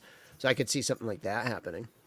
I look at Trevor already knows because it's in the Trevor next couple says- months he's already shot it. Yeah, he says, "Are we speculating?" I wouldn't Trevor, even- the other four guys will be speculating. I will be telling you what it is. So, All right, let's get around the horn so we can hear Yeah. Curtis. All right, Chris, what predictions? Anything? I'm totally on board for the Jack Frost idea too, because I was just thinking that it's like, depending on how they would do the head, isn't like one of the flames on the pumpkin like removable? So it's like they could do that in like a blue and white translucent, and like have that kind of like ice, and then just like have that on there and whatever other parts. And obviously we'll probably get some new parts, but I'm totally on board with that. That would be really cool. But I'm also on the same for Rudolph. Like I'll be all about that. I don't know if I need all of them, but I'd be cool with Rudolph. it's totally a Bill Murray figure. Jesse, you got anything? I did a bit of searching real quick. Since the Jack Frost origins might date back to Norse and or Viking mythology, could be something like that. Or I found one, Kirsch, you're gonna love this because it's a chick. Okay. Mrs. Holly, the German equivalent of Jack Frost, spelled Holle. So yeah. let's get us another lady figure obscura. Interesting. Yeah, I honestly don't think it's going to be Christmas related. I think it's going to be something, I don't know, some sort of other lore or mythical creature or something that has a winter theme, but I don't know that it's necessarily going to be around Christmas. So Yeti. we'll see. I could see it being like a Yeti, like Abominable Snowman, where they have this body that they're going to use for like, it's like a furry limbs, you know, their first furry limbed thing, and they're going to do like werewolves and legions or something, and then they can reuse that body for, introduce it through the Yeti, right? But what do you do for accessories for a Yeti though to fill up the box? Good question. A handful of the new skeleton figure pieces, just enough so you can't make a full one. But yeah, but like they can come, they're so good with like coming up with stuff like that. It'll be unique stuff, right? Like they always are. Like, I mean, everything in the creature was unique. All right. Here's one I just pulled up. Barbagazi comes from the French Alps, near the Switzerland and France border, I guess. And it says, I guess that wouldn't be a border. I don't know why it says. Oh no, it says, yeah. It says they're like a fairy or little person. So I don't know. It looks kind of like a small white Santa is what it looks like. Is it just me, or is France not really known for their cryptids, like traditionally? I don't know. The only thing I know from France, I think it's going to be something that I've never heard of. Is kind of what I'm thinking. I mean, that's a pretty wide spectrum. Just because you always say you've never heard of XYZ, like on most of the figure obscuras. That's all I'm saying. I'm looking forward to more furniture, more home furnishings. Maybe a bookshelf for all these books we're accumulating. Yeah, we've been getting a lot of nice pieces like that for photography that have been great. Someone's doing like a plush armchair would be nice. So I saw people talking about ordering them from Amazon. I think maybe William Wallace Harris. Okay. I don't. Maybe that's not his name, but someone had some in brown, and other people were talking about getting maybe black ones off Amazon. Who was the one that was just doing the racks for the helmets and stuff? Did you see that in the Cabal? I saw it. I can't remember who it was. Yeah, it looked awesome. Like it was a nice way to display like your extra heads and stuff. They just had like a helmet rack, and yeah, that looked really cool. But stuff like that would be neat. Mythic Bits did the weapons rack that's got like the two helmet posts on the end with all the weapons can go around it. Jess says Heat Miser or Cold Miser. That would be kind of cool. Gingerbread Man. That would be fun. Meals Cookie Monster. A gingerbread man by the Four Horsemen would be a lot of fun. That'd be kind of neat. You remember how like every sitcom in the early 2000s did like a claymation episode where they did like a Rudolph looking episode? What if they just did like Magnus in the Rankin Mess? It's like a little clay version. Magnus kind of looks like Yukon Cornelius a little bit. With swappable face plates with different expressions on the mouth.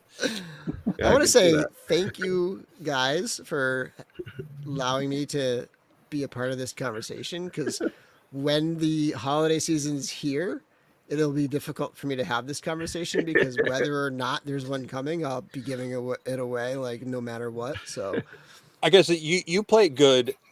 Trevor is cold-blooded with this, because I don't know how many times only it's been the last couple months, but Horsemen have been revealing a lot of stuff over the last couple months, and we're playing our D&D game with Trevor. Yeah. And like, I mean, we're not pushing him for questions, about stuff, but like he's so not even like in that zone when we're doing these games. And like next thing, we wake up the next morning and like, oh, here's this big announcement. Yeah. Like, Except for bravo to you guys. I don't know anything. Sometimes Trevor will go, And I'm looking at something right over there. It's right past the camera. I can see it. So this comment here, Bill already knows. He's just trying to throw us off. Like I genuinely don't know, and Trevor doesn't know either, because like for the most part, he doesn't get this stuff until like he's always complaining about how he doesn't get it soon enough, and he has like these like crunches to take the photos, and so like we genuinely don't know. We have no clue. I have no clue if there's going to be one. Like so, like there's nothing leaked out. That just doesn't happen. I mean, What's you can the, tell you don't know, because the surprise on your face and the excitement, like when it said creature on the box, like your excitement on that was like, you could tell you didn't know anything. So yeah. I was going to say, what's the expression that he thinks the lady doth protest too much? It seems like he's really, really working at this angle that he doesn't know. I see Joe saying he doesn't know. It implies there's something to know. I mean, this is coming straight from the guys that said, we don't know what those green knights are on the table at IshCon. Well, no matter what's coming, Single person of the studio used those exact same two lines all weekend. I don't know how it got there. It's a mystery. Whether it's the next Figura or something following, like everything is like those guys know. Like, oh yeah, they're working on it for a year. Yeah, like they've been working on it for a long time. So whatever's coming down the pike, like I have no clue, but they've known for half a year even. Isn't it kind of amazing? It's like the last surprise left in collecting. Like the only people that can surprise you like within hours of shipping it. Yeah. Now we know why the enemies target Trevor's wizard so much. It is nice too with the Figura that Trevor gets finished like figures to deal with, so that he can like get really awesome photography. Not to say that his photography isn't always awesome, but the fact that he's able to get them in really super dynamic poses and stuff, and way more photos. Like he can just do, like he can crank out more because he just doesn't have to deal with the fragility of it. It's just so many more photos. His black and white shots on the creature were so good, man. Yeah, they I just wanted a movie of that. So do you think Uncle Bob, if we did a sorry, what are you doing? I was going to say, if we staked out the Hobby Lobby or the Michaels near Trevor, we could see him going in there shopping for different kinds of trees or chains or fake snow, or kind of get an insight into put it. in spies and I gotta say, polar bears have a dramatically different body shape to grizzly bears, so I can't see them reusing that to make a biological polar bear. I think polar bear's too generic. Like, unless there was like a polar bear that's a famous named polar bear, you can't do the Coca-Cola one because that one's licensed. Yeah, I don't think that would go over well. As a representative of Coca-Cola, I can tell you that would not go over well. Well, what about Eoric Bernenson from Golden Compass? I know the rights aren't there for it. It was just a joke. It was a great joke, Jesse. Totally landed. You have no idea what I'm talking about. No clue. No clue. Golden Compass. Gotcha. All right. So back on track. So LegionsCon, it's 7. Is the event start at 7? Is that right, Chris? For you guys? Okay. So 7 p.m. and it's going to be in the big hallway in front of like the main vendor hall. Okay, and it sounds like we'll have some sort of heating devices for being able to pop things apart and put them back together. Have a bunch of people with parts. If you're going to be bringing a lot of stuff, make sure you PM Chris and let him know. Anything else? What else do we want these folks to know about the event? Do you have tips for people on how to display or like have their stuff set out, not just like a trash bag, like reach in blindly and see what you get? Good question. So that's going to come down to like space. So that's where it's going to come down to space, and it's going to come down to like what you're going to have your pieces in. I know some people are going to be bringing sort of like toolbox style bins that are stackable. Like I showed the ones earlier. Basically, for the most part, I'm going to have those out like I did last year, and then just like flip open the lids, and then it'll be more or less kind of like this. Just go ahead. And what I did last year was, let's see, good. So basically,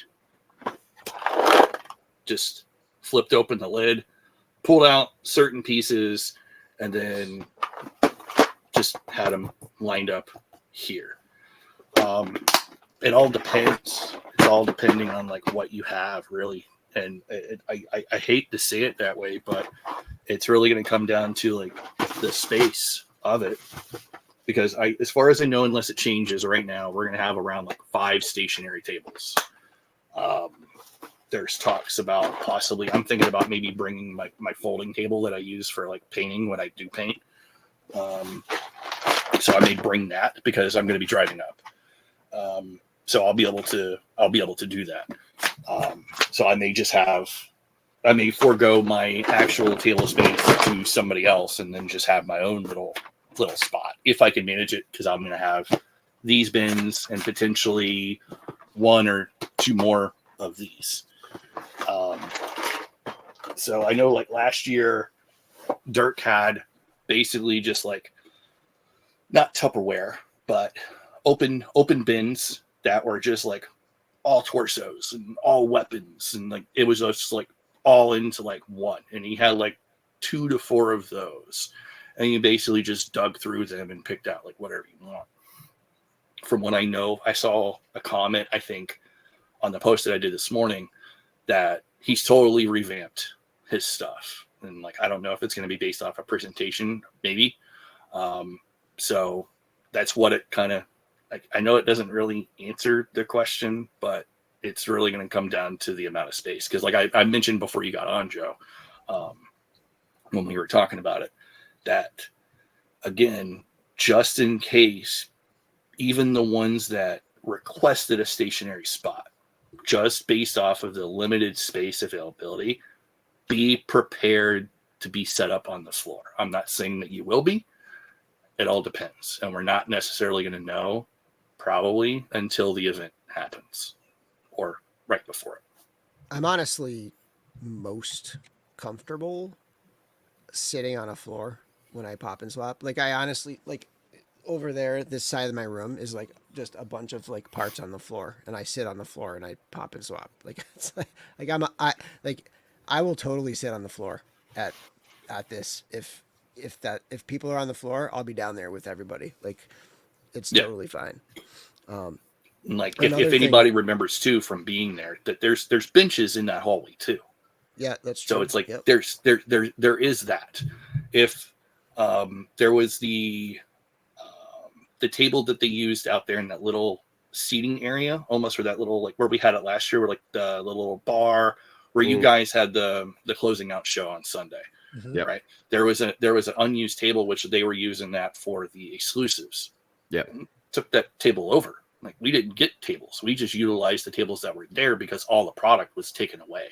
So we utilized what was there. So I'm thinking maybe that registration table down the hall, there may not be anything on it. So we may be able to utilize that table. But I don't know if that's going to be considered part of the 5 tables or if that's going to be an addition to. So one thing I will say, like let's say you're flying out, right? And you have a gallon baggie of parts or something, right? Like you have this gallon baggie of parts. You're like, I'm going to pack this gallon baggie in my luggage. I'm going to bring that for the pop and swap thing. Even if you don't have a tray, like just for example, like here's a random tray of parts that I just broke down a bunch of figures today. Like just these, like from a figure you bought at the show, just like a couple of these things, just crack open a couple of your figures and just have a way to just like, hey guys, like here it is, instead of handing a baggie. Yeah, that is I'm actually glad that you mentioned that. I wasn't gonna say nothing. I wasn't gonna post anything about it. I was just gonna go to the show, and then when the event happens, that was gonna be it. I'm actually bringing a stack of the Mythic empty containers, because what I've nice. done is I've revamped my fodder bins. I've taken out the pieces that I need or want for myself. So everything in these is free game, because when that happened last year, I had a sealed accessory bag, and I'm like, what is this? And it's like, that's the sealed accessory bag for the Coliseum orc. Okay, well, that's going over here, and that's not going to be a part of this. So I've went through everything, and I've taken out the pieces that I want. I still got more to do, but yeah, I'm going to bring a stack of those with me, as well as the backer cards. So then that way people have trays, you'll be able to do that.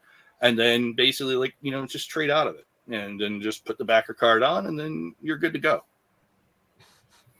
That's a brilliant idea. We're getting a lot of comments about old people sitting on the floor. So just FYI. People worried about not being able to get up, things That's popping their problem. that are not supposed to pop. So Chris, If you I was don't gonna do say, the ninja thing where you roll back on your shoulders and then kick yourself back up, then it doesn't just kick even up. count as Yeah. getting up. yeah, What was that, go Joe? ninja, go ninja, go. I was going to Yeah, say, exactly. if you think of stuff that you might be light on or missing, you could send me a list, and I can just send you a big box of parts that you can take if you have the capacity. You can just have more stuff there, more inventory. I mean, Sweet. that's totally up to you. Like if I would feel like I would want you to be able to get like pieces, like I would do it. Like if you're unable to go, then I would do that, like a representation for you, and then whatever trades, if there's things that you're looking for, then you let me know, and then I'll try to work out those trades specifically out of that stuff. But if you But, just had me you on FaceTime and people are like, "What about this?" and I'm just like, "No, next."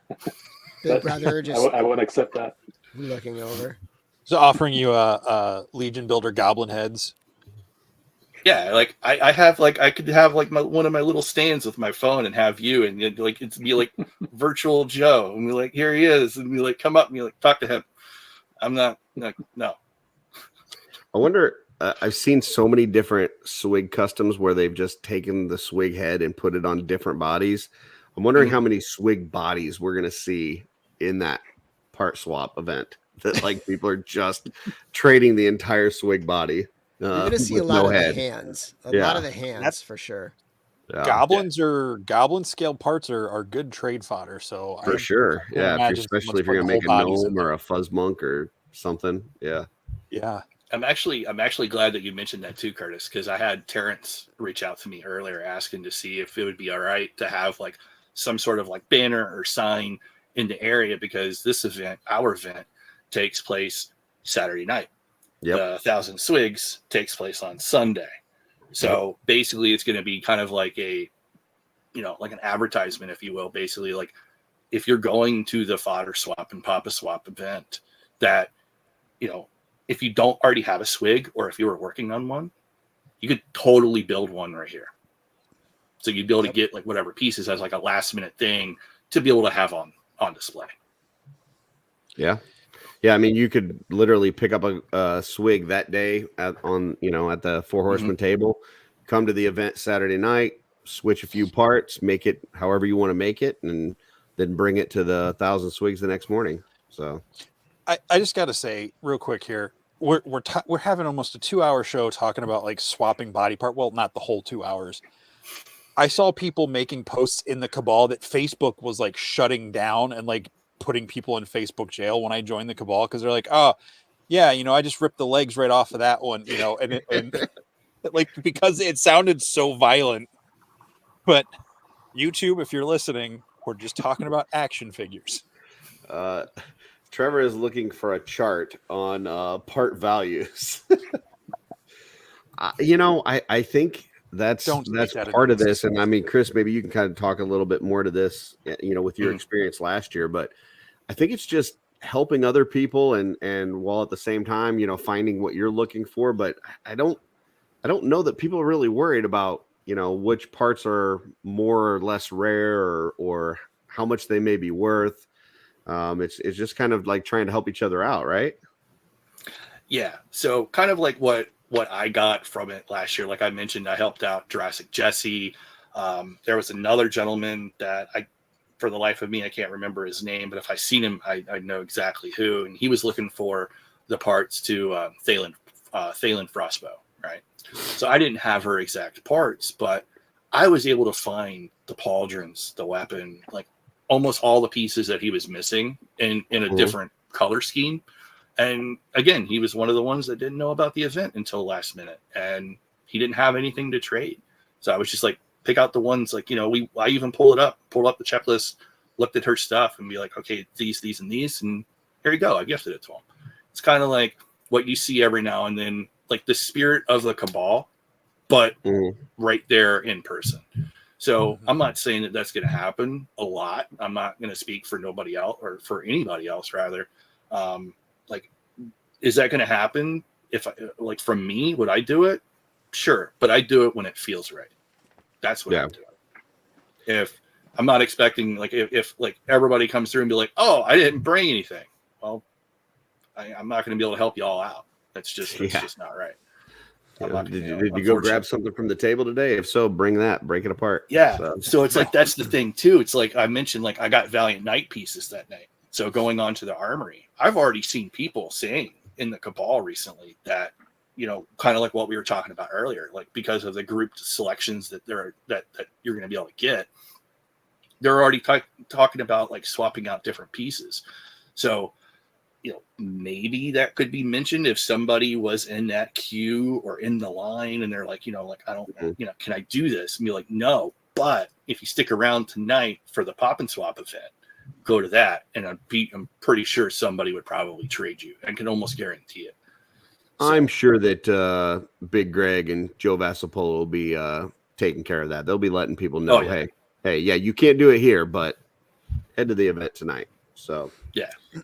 They're good. And I would say, like, in terms of Trevor's comment, it's like, just do what Chris did and like go through your stuff and just leave the stuff that you consider valuable or untradeable or whatever. Like, leave it at home, and then know what you have. And if you have like a head that you feel like is unique, and you wouldn't want to trade it for a set of hands from a hand pack, like, just let your trader know, Yeah, I think, like, for me, I don't know that there's going to be anything that I'm particularly looking for at the part swap event, but if I can, it's going to depend on space in my car, but if I can fit it, I'm going to bring my parts with me and just kind of do what we've done the last couple of years at like the pop and swap event, which is, take one, leave one kind of thing, anything that's in my bins. If you grab a waste piece, leave a waste piece. You grab a sword, leave a sword, whatever it is. So, just to kind of help people out. But I don't know that there's anything, I don't know. Typically, when I need a part, I buy a whole figure. and then I use those parts, and then I put the other parts away because I'm dumb. So I literally bought, I bought 4 Legion builders when I bought the Frankenstein all in. I bought 4 Legion builders because I just wanted to like for example, like this build right here. Like I'm gonna paint this. I don't know what color yet, but like I wanted to do this kind of a build. Yeah. And so like you have to do this by swapping. You can't, like that torso doesn't really come with these arms and like, just so like I just bought some stuff, and doing this, I have a crap load of parts left over. Yeah. That are going in the bins, like, so that's the kind of thing. Yeah. Yeah. I think when the current in-stock sale first hit, or maybe it was the one before that, I don't know, but they had I want to say it was the Deluxe Barbarian. Is that the one with the spiky arms and legs? A lot of these parts are the Deluxe Barbarian, the torso and the spikes. Yeah, I was short on I didn't have a lot of the spiky arms and legs. I had the smooth armored arms and legs, but not those. Yeah. So I bought like 6 of them just so I could have those lower arms and legs. But that also means that you get all the extra stuff with it. You get the upper arms and you get the torso, and so then you got all that extra crap with it too. This was another one I built out of that. So I took it's like the reverse. This is like the glossy black stuff from from the Alex. phalanx, and then Gotcha. the arm, you know, like the arms, the torso from the gladiator. Then I took the extra arm from the barbarian, right? But it's you know, and the horns from that. But you know, And it's those, mostly that's the daisiest, dukiest waist and loin piece I've seen on a Legion. Sorry. Fortunately, this show is not for children. Daisy is dookiest. I was thinking about going with the glossy black upper legs too. To do it would look kind of like a Glenn Danzig kind of guy. Or the black legs from Lee J. You know, if you got some tights on. Yeah. That's awesome. Okay, so anything I know let me just pull up the schedule part of this real quick. So just to reiterate, 7 p.m. to 8:30, pop and swap parts exchange. Bring your Legions fodder. Get ready to exchange and swap parts. Learn more about popping and swapping, led by Chris James and Team Wolf King, held on the first floor lobby space. So be there or be square. This is Saturday night after the event. Anything else? Check out Chris's post from today in the Cabal. There's a lot of details in there and a lot of info. Check out. Yeah. Gotcha. Yeah. If anybody has any questions on it, feel free to comment in the post, PM me directly. I do, like everybody else, have a 9 to 5. So, you know, I won't ignore you. I will answer you. I will get back to you. If anything wasn't clear or if you missed the show, you know, just feel free to reach out. Don't hesitate. I'll answer you. I don't bite. I nibble. The other thing I would like to point out too, like what Bill was saying, is that I don't expect everybody or anybody really to bring all of their fodder, right? That's not going to happen. Bring with what you are okay, what you're comfortable with trading away, and only bring within your means. That's it. You don't need a whole lot of stuff. You don't need to have your complete fodder bins, 2 feet, 4 feet of toolboxes of fodder, bins like I have. You could just bring a handful of pieces that you're just not going to use for customs or you're not going to use for pop and swaps. You don't have anything. If you pick anything up, like the Vampire Phalanx it came around right before LegionsCon. I'm not a Vampire fan. I got those from the intern pop-up sale, and then I got them from the show right before the event. I went back to the hotel room. I took off all the heads. I took all the pieces that I didn't want, and I added that to my fodder. I traded them all away that night. So if you were to pick up a new figure, if there's a surprise on the table or something like that, and you're not an completionist or anything like that, if there's pieces that you pick up, you could trade those. I'm almost positive somebody would be willing to trade you for what you got. Gotcha. That makes sense. I do have this pelvis right here. If anybody has an Otho head, let me know. There you go. I have the pelvis. Let me know how that works for you. The smart thing would be to trade away all your like Materion pauldrons, the spiky ones, all for soft goods to make it easier to pack for the way home. You just put everything in one folded up in a order. Yeah, trade all your big stuff for small stuff. Every 1.0 part and brute scale part for 2.0 parts. Then you got more room for new figures. Joe, as far as like I know a lot of people get stuff from you, some people from eBay, some from the Cabal and stuff. You want to kind of just shout out where people can find the parts that you're moving? Yeah, it's Skullbook 4 on eBay. But I mean, I always give people better deals in the Cabal, so I just tell people to hit me up in there.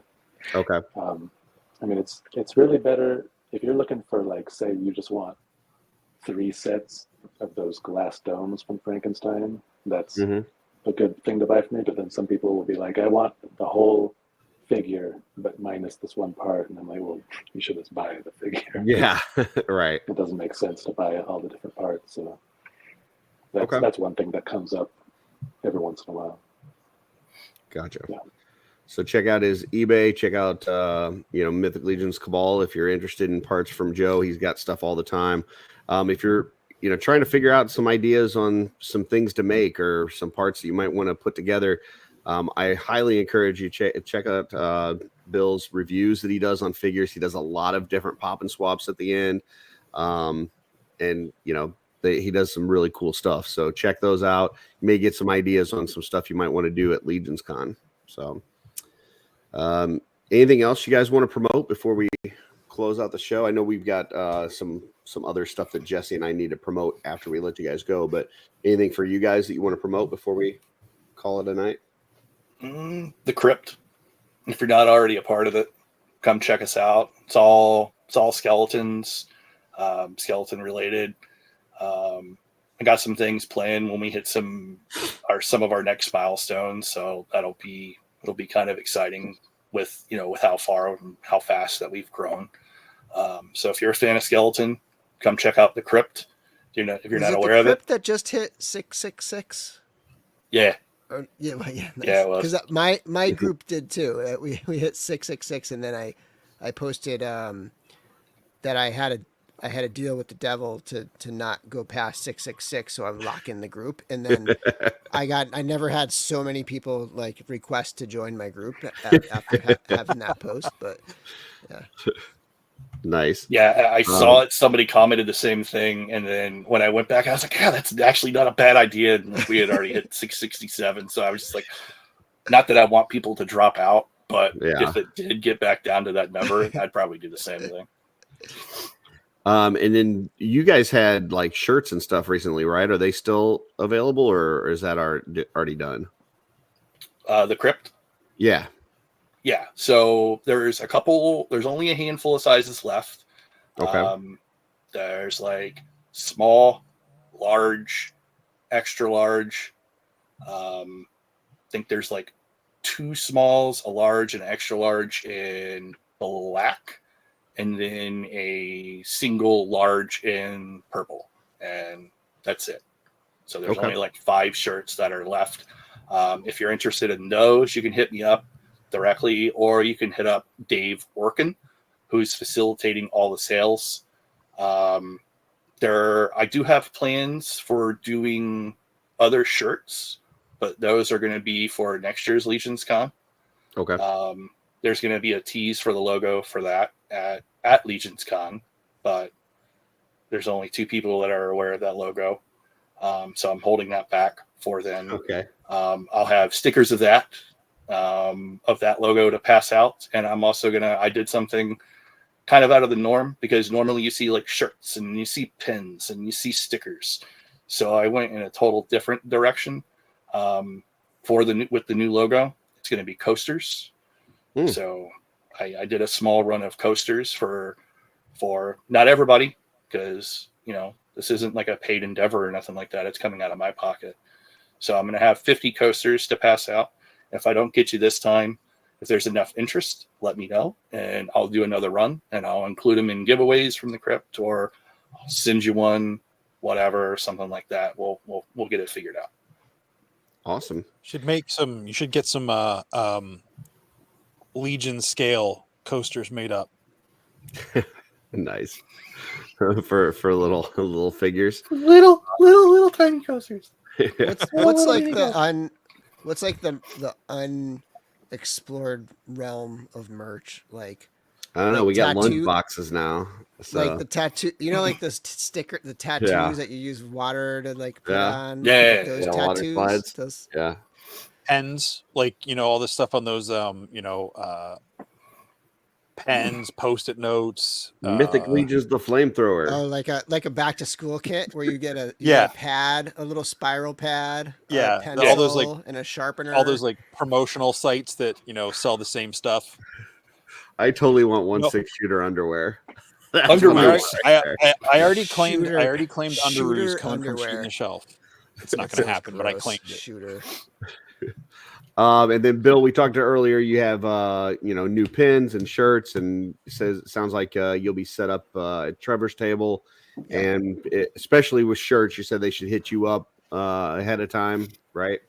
Right. If like the shirts, they, you know, a size, probably like larges and XLs probably won't sell out, but like going up above that and maybe below that, like I don't get a lot made of those like extra sizes because there's just not a lot of people that request them. So they may sell out. So if you want a certain size, just let me know ahead. And you know, I'm doing kind of like bundles right now. So it's like if you want the new blue shirt, which I had Dave do, and he like reversed the logo. So if one of you guys shows so if you look at Chris's shirt where like the black parts are now white and there's no outer white border. It's all white. And so it looks a lot like those old blueprint style D&D maps because it's on a lighter blue shirt. And so it's kind of meant to like kind of have that vibe to it. So it has like a little retro feel. And so there's that new shirt. And then I have pins, like I showed that I have the red and the black pins. So a shirt plus a shirt will be 15, I think I'm selling them for at the con. And then the pins are 10 each. But if you buy the shirt and the 2 pins, it's 25, or a shirt and 1 pin is 20. And I forgot to put up like what 2 pins would be. And so a couple people emailed me and asked, and so $15 for 2 pins instead of That's 10 not bad. each. So trying to like, you know, make it worthwhile to like kind of bundle things just to make it so it's not like a million different transactions. But yeah, so the people have been really having a positive reaction to the pins. Like I think they're selling really well. So yeah, pins have been hot lately. You know, a lot of people putting together their pin boards and all that kind of stuff. And yeah, people are shirted out too. Like there's a lot of shirts this year. There's a lot of shirts. Yeah. So it's easier to kind of like add a couple pins to your collection than like another shirt. Yeah, I think I talked to a custodian at the hotel last year. He's got shirts available right now on the Cabal. Yeah, just hit him Janiteers, up. the janiteers. Nice. Yeah. Custodial engineer. Yeah. That wedding party's coming back with t-shirts. Yeah, the wedding party definitely has t-shirts available this year. I think there's. I wonder if the pub has shirts. Yeah, the pub definitely has some shirts. I think I would totally buy a pit pub has its shirt, own like shirt just with this that year. doorway on the front. Oh my god, I would buy there's it. definitely a fire pit shirt. So Wegmans, the Wegmans shirts are going to be hot. Wegmans store pick shirts. Yeah. Awesome. Well, guys, really appreciate it. This has been a lot of fun. Can't wait for the event. I think it's going to be spectacular. Yeah, hope to see everybody there. Bring your parts, have them organized, have a plan, and be nice to one another. So, guys, appreciate it. We're going to put you backstage. If you have to run, totally understand. If not, hang out. And as soon as we close out the show, we'll be right with you. All right. Thanks for having me. Thanks, guys. Thanks, gentlemen. Thanks, guys. Good night, everyone. See you soon. Bye-bye. Oh, All right. So we had something else, right? We got tomorrow. I know Mythic Legions, or the Four Horsemen, they've got a sale going on. You got the Cosmic Gunner, you got the skeletons going on sale. I know we had some folks in the chat tonight, Articulated Times. They have Articulated Empire. They'll have some skeletons for sale. And then also Wolf King, I think, is doing a huge sale, right? I think you had something to pull up on that. yes. So I'm not going to read all the details on this, but go find the Wolf King posts on Wolf King, the Wolf King social medias, on Wolf Den. I believe this is in the Cabal as well. Sale starts tomorrow. I don't know if that's tomorrow. I'm assuming it's at midnight tonight. I think it's midnight tonight, which would be technically in tomorrow. So in a couple hours from now. In just about 2 hours, a little less than 2 hours, the sale will go live. I believe that not every approved retailer is doing it, but for the ones that are, there's a lot of them. There's a lot of options. We're hyping Wolf King because we just both do a lot of stuff with Len and with Wolf King. So there's a lot of info on here. Again, not going to read all of it off. I think the highlights, 15% off the spooky parts. You got free shipping on 75 and up. You use the free ship code. And one thing I'm really excited about, in partnership with the Customizing Studio, we do a thing where we have a spotlight artist of the month. And one of the things that, you know, being a spotlight artist of the month for the customizing studio, you actually get a part named after you. And my understanding is with this sale, 2 of those parts, one for Jordan and one for Nathan, our good friend King Castle Sieger, they're going to have their parts revealed in this drop. So I don't know what the parts are. I don't know what the names are, but my understanding is those 2 guys are going to have parts dropped in this sale. So check that out. Yeah, some great deals there for sure. Oh yeah, and then they got the Cabal hoodies. The pre-orders open for that as well. So yep, Cabal hoodies, and I don't know if I don't think it's been posted yet, but there is going to be some bundle options with the skeletons. So it's not a discount on the skeletons, but there'll be some parts bundles with the 4-pack you can get through Wolf King. So beautiful. That will suit customizers and non-customizers alike. Awesome. Cool stuff. So yeah, tomorrow be ready, or in a couple hours be ready. So there's a lot of good stuff going on. Yep. And Jordan put in that I do want to say you can pick up at LegionsCon. So Len, he has said this in multiple posts, Wolf King is not bringing their entire assortment of parts to LegionsCon. They're going to have specific parts at the show. And it's you know, so they're not bringing the whole assortment of stuff. So if you want stuff, get it now and you can pick it up at LegionsCon, but you're not going to be able to go through the drawers and pick all the stuff like he's been doing at shows all year, or we've been doing at shows all year. So, yeah. Beautiful. We've got another show next week and it's a banger, and they're all bangers now. I mean, we're getting ready for LegionsCon. We're talking about the event. Really excited for this one next week. Who we got with us? Because I think it's 2 again, right? Not a friend, but 2. Yep, I'm gonna pay Jeremy to re-record that song because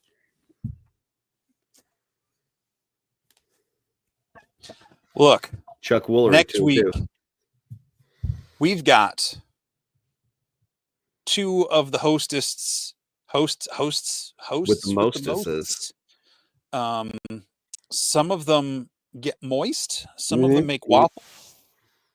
We got Big Dub and Kenpool bringing us insight as to. I mean, there are a lot of folks that cover LegionsCon as YouTubers, bloggers, different streamers, and just everything. But we're going to talk to our friends Big Dub and Kenpool. We've had them on before. We're just going to get their take on, you know, their experiences in the past and what they're hoping to do this year.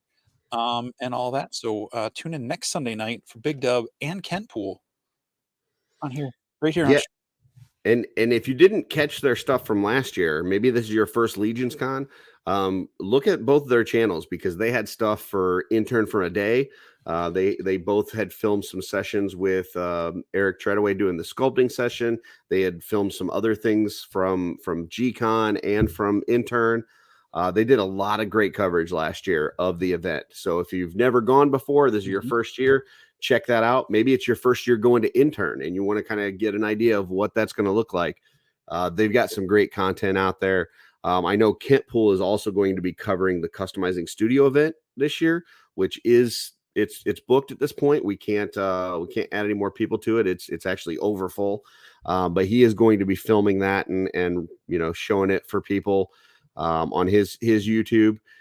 So, you know, hopefully if it goes off as well as I think it will, hopefully next year we can make it even bigger and you can see what it's like this year and maybe join us next year if you didn't make the list. So, but yeah, I'm really excited to talk to those guys. They're going to have a lot of great content. So, and if I'm sure Kent will have more to say than that. So still tune in next week, even though Curtis just gave it away. Yeah. But check out their channels. They got good stuff out Check there. out their old stuff. Yeah, absolutely. And someone else just posted in the I'm trying to find it. I can't remember who it was. And I was all excited because I was like, oh, hey, that's my table as the thumbnail. Shared their video from last year in the Cabal earlier today. So, you know, oh, nice. Lots of cool stuff to check out. And if you haven't gone, to see what to expect. Yeah. So tune in next week for moist waffles. Oh. I mean, I guess most waffles are, especially if you use syrup, but I don't. Yeah. So, I think I'm gonna kick myself out of the show now. and yeah, until next time. What's on your shelf?